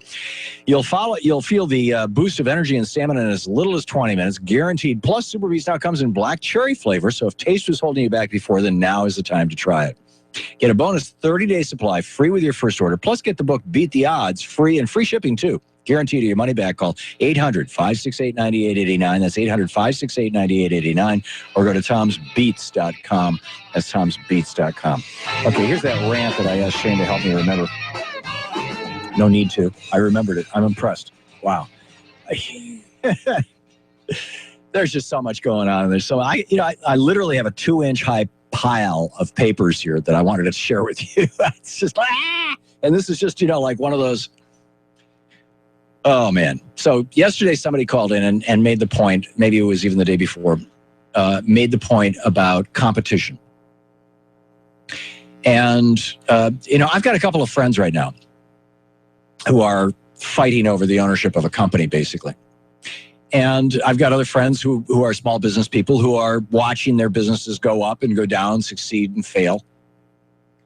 In a competitive world, there are winners and losers. In business, you actually want that. You want that. Competition is a good thing in as much as it assists society. Now think about this for a minute. There's a really crucial. In fact, let me just share with you a sentence from the Declaration of Independence.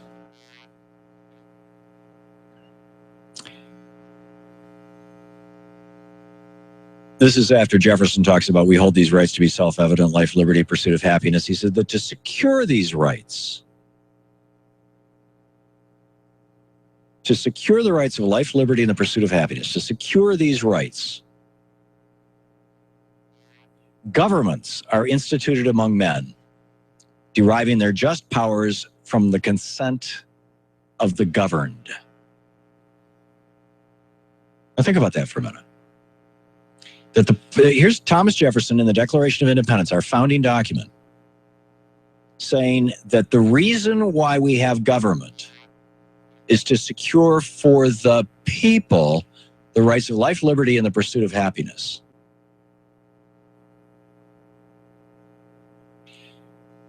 Where's competition in that? We have lost, and this is one of the real tragedies that we no longer teach civics in the United States. We have lost an understanding of the difference between the private economy, the private space, and the public economy, the public spaces. In the private economy, I do a radio show, right? A radio and TV show. I'm doing it right now. This is a business. Louise and I own this business. We have employees. We have competitors. Right? There's dozens of other progressive talk show hosts out there. Probably hundreds. Maybe thousands. I don't know. I haven't looked at podcasts lately. And every single one of them potentially is better than me and might someday come in here and just, eat my lunch. And if that happens and you find a progressive talk show host who you think does a better job and speaks to you in a more, understandable fashion and meets your needs, then toss me overboard, right? That's competition. I'm fine with that. I have lived in that world my entire life. I have been an entrepreneur literally since I was 16 years old. Well, 17. And made my way through this world, and I've had a bunch of good years where I made a lot of money. I've had a bunch of bad years where I literally made nothing or lost a lot of money. And I've learned a lot of lessons from it, but that's competition. Okay, competition's a fine thing in a marketplace. And yes, there are winners and losers. Right now in the, who's the best progressive talk show host in America? I'm the winner, right? This is the number one progressive show in America, arguably. Or arguably Joe Madison is number one and I'm number two, according to the Talker Magazine ranking.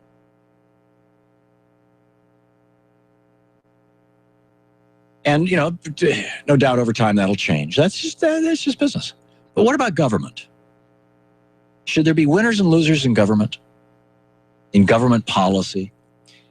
Jefferson's saying governments are instituted among men to secure the liberties of life, liberty, and the pursuit of happiness. And they derive their legitimacy, not his word, mine, but, derived from the consent of the governed. Now, the governed in the United States, that's the taxpayers of this country, they're saying pretty loudly, this ain't working. Right, 7% approval rating for Congress. Or for the Republican damage that they've done to Congress all these years. I mean, if the purpose of government is to secure life, liberty, and the pursuit of happiness, how do you do that if that means that some people are going to lose life, liberty, and the pursuit of happiness? And I'm not talking about criminals. I'm talking about just some people being losers. They weren't as good. They weren't as smart. They weren't as lucky. They didn't happen to be there at the right moment. Those are all the things that many others. But those are the main things that produce winners and losers in the marketplace. We can't have that in government. Government needs to be here for everybody. Now, Republicans believe that government should be run like a business, and so they're trying to create losers in the marketplace out there and winners. The Forbes 400 just came out. Do you know 20 families now control more wealth than the bottom half of America? In our economy, we definitely have winners and losers. And then Republicans come along and they say, oh, like in Wisconsin, this is Scott Walker's reforms. Well, let's take the poorest 15,000 people who can't even get a job and throw them off food stamps.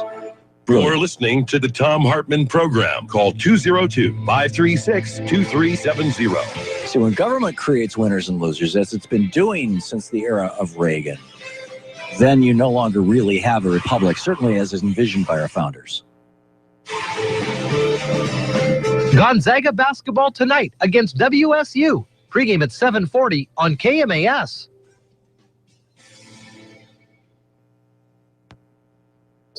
Does holiday shopping in stores increase your risk of identity theft? Yes. Shopping puts personal information out there, and big retailers have been breached. Does shopping online increase risk? Yes. Online shopping leaves a trail of personal information behind. Does giving fruitcake as a gift increase risk? No. It's not very original, and the fruitcake may never get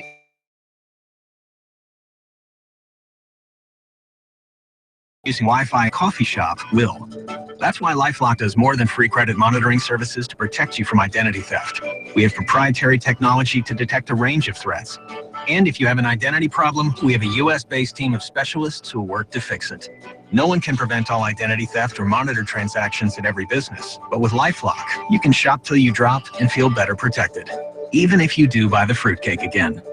Right now, enjoy 10% off your membership as our gift to you. Go to lifelock.com and enter promo code NEWS. For all of you who are inspired to create your own unique holiday cards and gifts. For all of you, there's Vistaprint.com. At Vistaprint.com, creating personalized holiday cards is simple. Choose from hundreds of designs and add your own photos and special messages. And during our Black Friday Cyber Monday sale, all quantities, styles, sizes, and stocks are 60% off. It's our best deal of the season. Plus, save on personalized, one-of-a-kind gifts. But hurry, offer ends December 6th. To get this deal, go to Vistaprint.com and enter code Radio60 at checkout. Vistaprint.com, code Radio60. Are you ready to take your diabetes management to the next level? Put the Contour Next meter to the test and challenge your meter. The Contour Next meter makes testing easy and highly accurate with close to lab level results. And Contour Next gives you a second chance, allowing you to reapply to the same strip when the first sample is not enough, saving you time and money.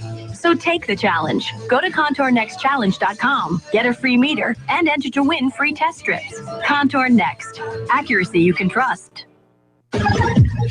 You're listening to KMAS News Radio. I'm Mary Lynn Foster. Mason County Commissioners heard again yesterday from Pat Burke, repeating his request for the commission to take action on abatement issues. Burke identified again the broken process for identifying a problem and getting action from the health department and/or the sheriff's office. Why couldn't the health department send a request over to the sheriff's department to have a car drive by, take a look at what my complaint is, take a couple of pictures because they all got cell phone cameras, small report, give a copy of it back to the health department to look at, and from there, that could be forwarded on to the prosecuting attorney if it has to go that far. In the event that an officer drops in, they do a knock and talk. Somebody's there, talk to them, tell them why they're there, present them with a piece or two of paper that says, here's why we're here, here's what's going to happen if you don't do X, Y, and Z.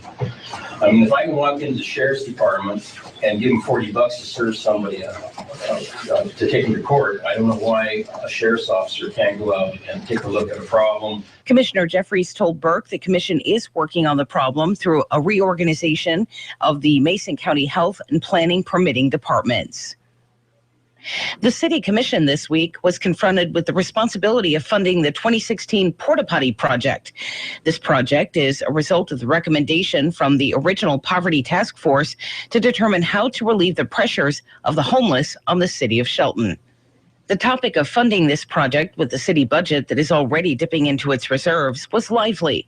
Commissioner Olson felt the porta potty service is an essential one and suggested the commissioners donate the funds through a reduction in their health benefits. The mayor did not want to fund the project any longer than for 6 months. Task Force team leader Toby Kevin offered comments regarding the debate. We have renamed ourselves Shelton Poverty Advisory Team. It's been acknowledged that we were given an assignment, we completed it. We've given our advice to the city. And there should be no mistake that if the porta potties are to be funded, it's a city responsibility. Second thing I have to say, though, is a comment on the budget process. It boggles my mind that this thing, because it was not in last year's budget, apparently has to claw its way onto a budget. It was prioritized as an add-on and never given proper status, as best I can understand. After the public comment period, the mayor changed his mind and made a motion to fully fund 3 porta potties for 1 year and find a way to fund it. The mayor's motion passed 3-0. I'm Mary Lynn Foster, your local news at AM 1030 and FM 103.3 and always on KMAS.com.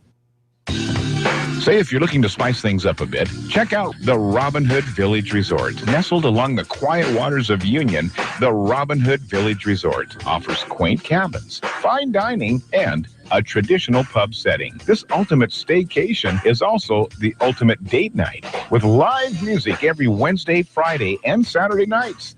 The Robin Hood Village Resort. Check them out online, robinhoodvillageresort.com. Mid-40s today. Hi, Jeff Slikey taking a look at the South Sound forecast on KMAS News Radio, AM 1030 and FM 103.3. So mid-40s, but also a little bit of rain off and on throughout the day. An inch, and most of it will come during the overnight. Half an inch tomorrow for Thursday, and a high of 51. Coming up on KMAS tonight, we have Gonzaga basketball. They're taking on the Cougs. Pre-game at 7:40, tip-off at 8. Right here on KMAS.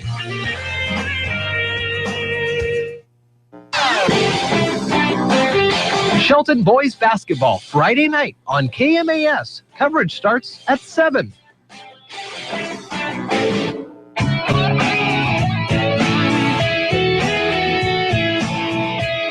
Well, isn't this fascinating? Emma Roller yesterday contributing an op-ed in the New York Times that was on the front page of the New York Times electronic edition. Says, in some ways, Mr. Sanders' appeal, it was about Bernie, your socialist grandpa. In some way, Mr. Sanders' appeal stems from his own unelectability. See, this is the meme right now in the Democratic Leadership Council, Third Way, New Dems, corporate Dem faction within the Democratic Party. There's basically 2 factions. You've got, the corporate Dems, and you've got the progressive Dems. The Progressive Democrats have their own caucus. It's called the Democratic Progressive Caucus, or the Congressional Progressive Caucus. Raul Grijalva and Keith Ellison are the co-chairs. And it was co-created back in the 80s by Senator Bernie Sanders. At the time he was in the House of Representatives, it was Congressman Bernie Sanders. He created that. And then you've got the corporate Dems who basically have been saying since Reagan, the Republicans are crushing us. And in order to fight back, in order to retain power, in order to hang on to the election, and in order to keep the Supreme Court, we've got to become a little more like the Republicans because they're crushing us, right? If the other team is playing a hell of a game, you try to beat them at their own game. And so, Bill Clinton and Barack Obama have, been basically good Eisenhower Republicans. Now, I am not unhappy with Eisenhower Republicans. I'd prefer FDR Democrats. But this is the meme that is being pushed. I mean, right there on the front page of the New York Times, Bernie Sanders is unelectable. Well, there's a a new poll out, and you can read all about it over at Huffington Post. Janie Valencia wrote about it, the associate polling editor at Huffington Post. And I'll just, read what she says. Senator Bernie Sanders, a contender for the Democratic presidential nomination, is gaining steam against top Republican rivals, according to a national Quinnipiac University poll.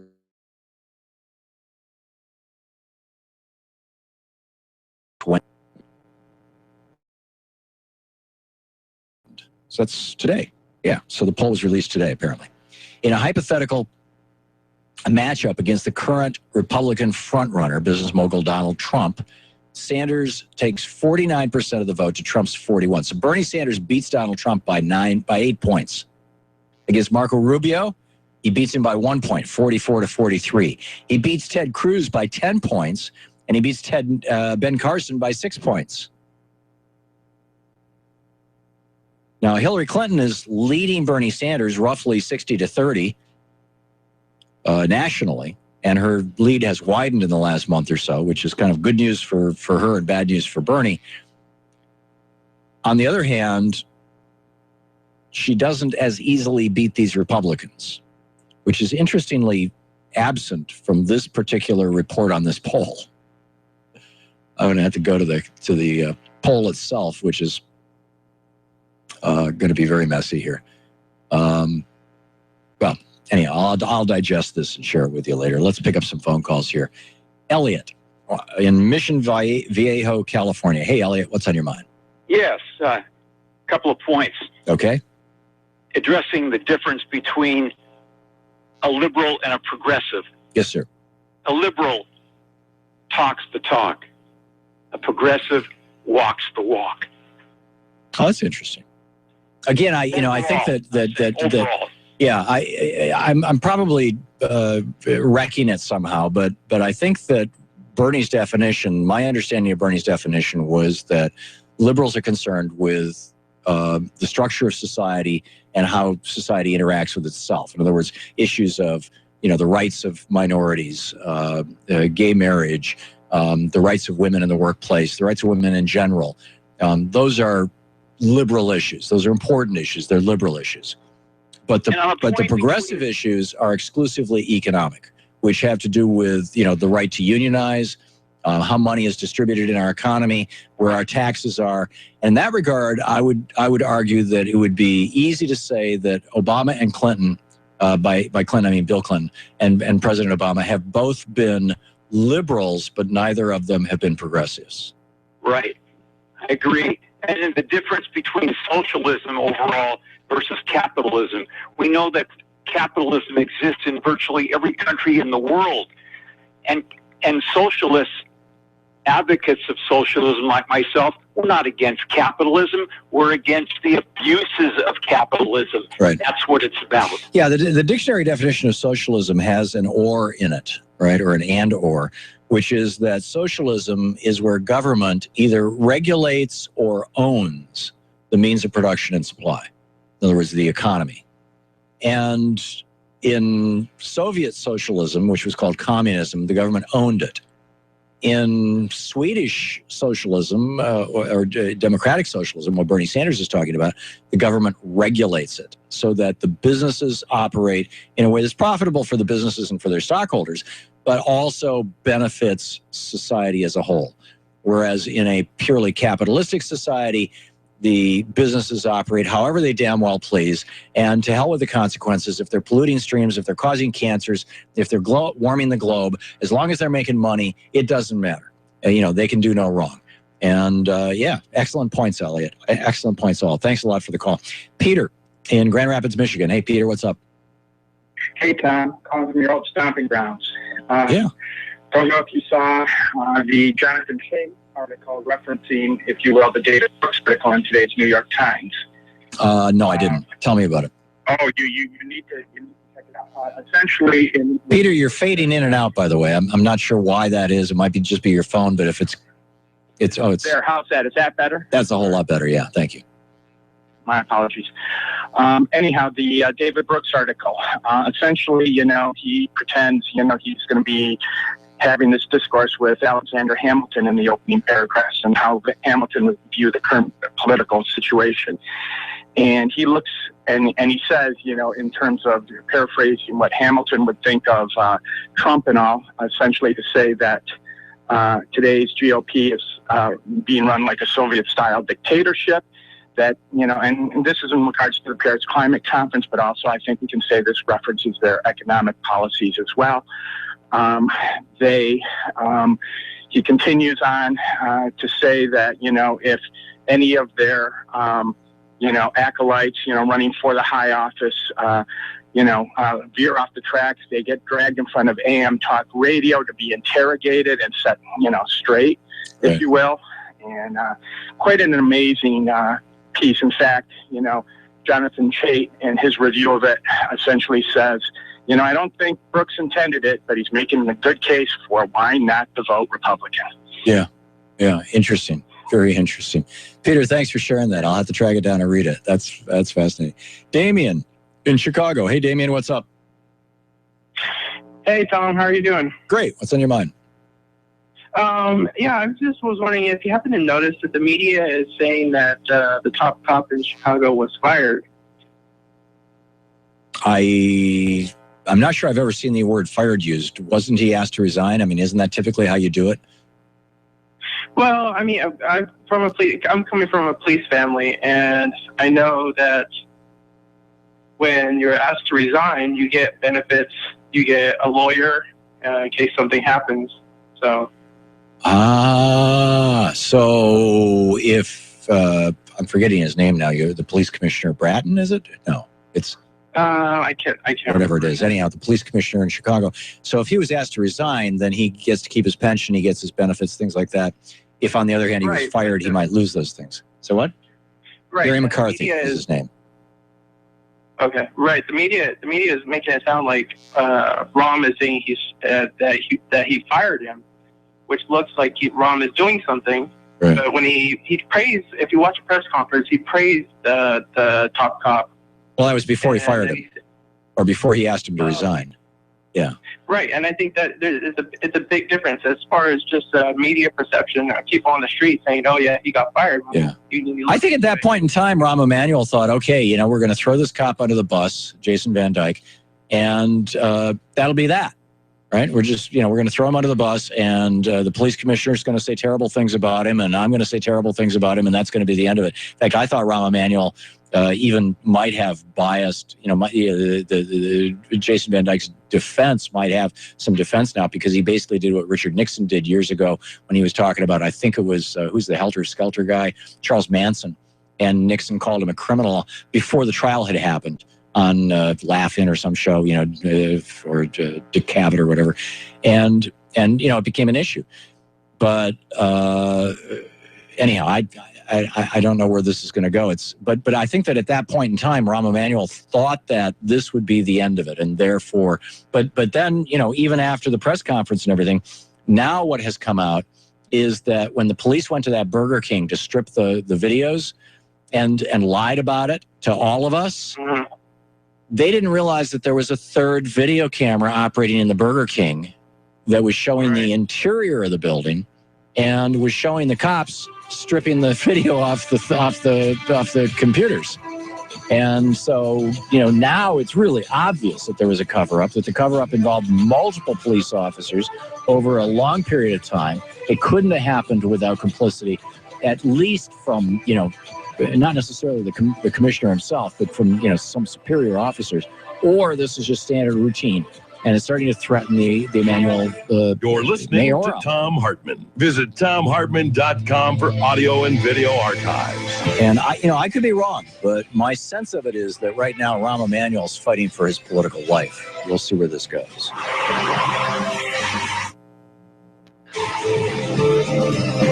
Shelton boys basketball Friday night on KMAS. Coverage starts at 7.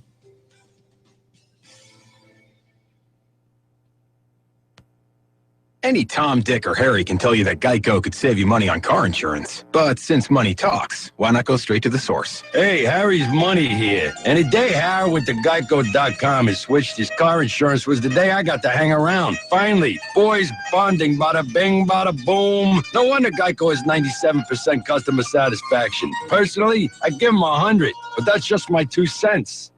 That was funny. Geico. 15 minutes could save you 15% or more on car insurance. An important message from Medicare. I found a better deal on prescriptions. I found a new plan with lower costs. It's Medicare open enrollment. Have you compared plans yet? Who knows what you might find? Check out your options at Medicare.gov or call 1-800-MEDICARE. You never know unless you go. Medicare open enrollment, October 15th through December 7th. Brought to you by the Department of Health and Human Services.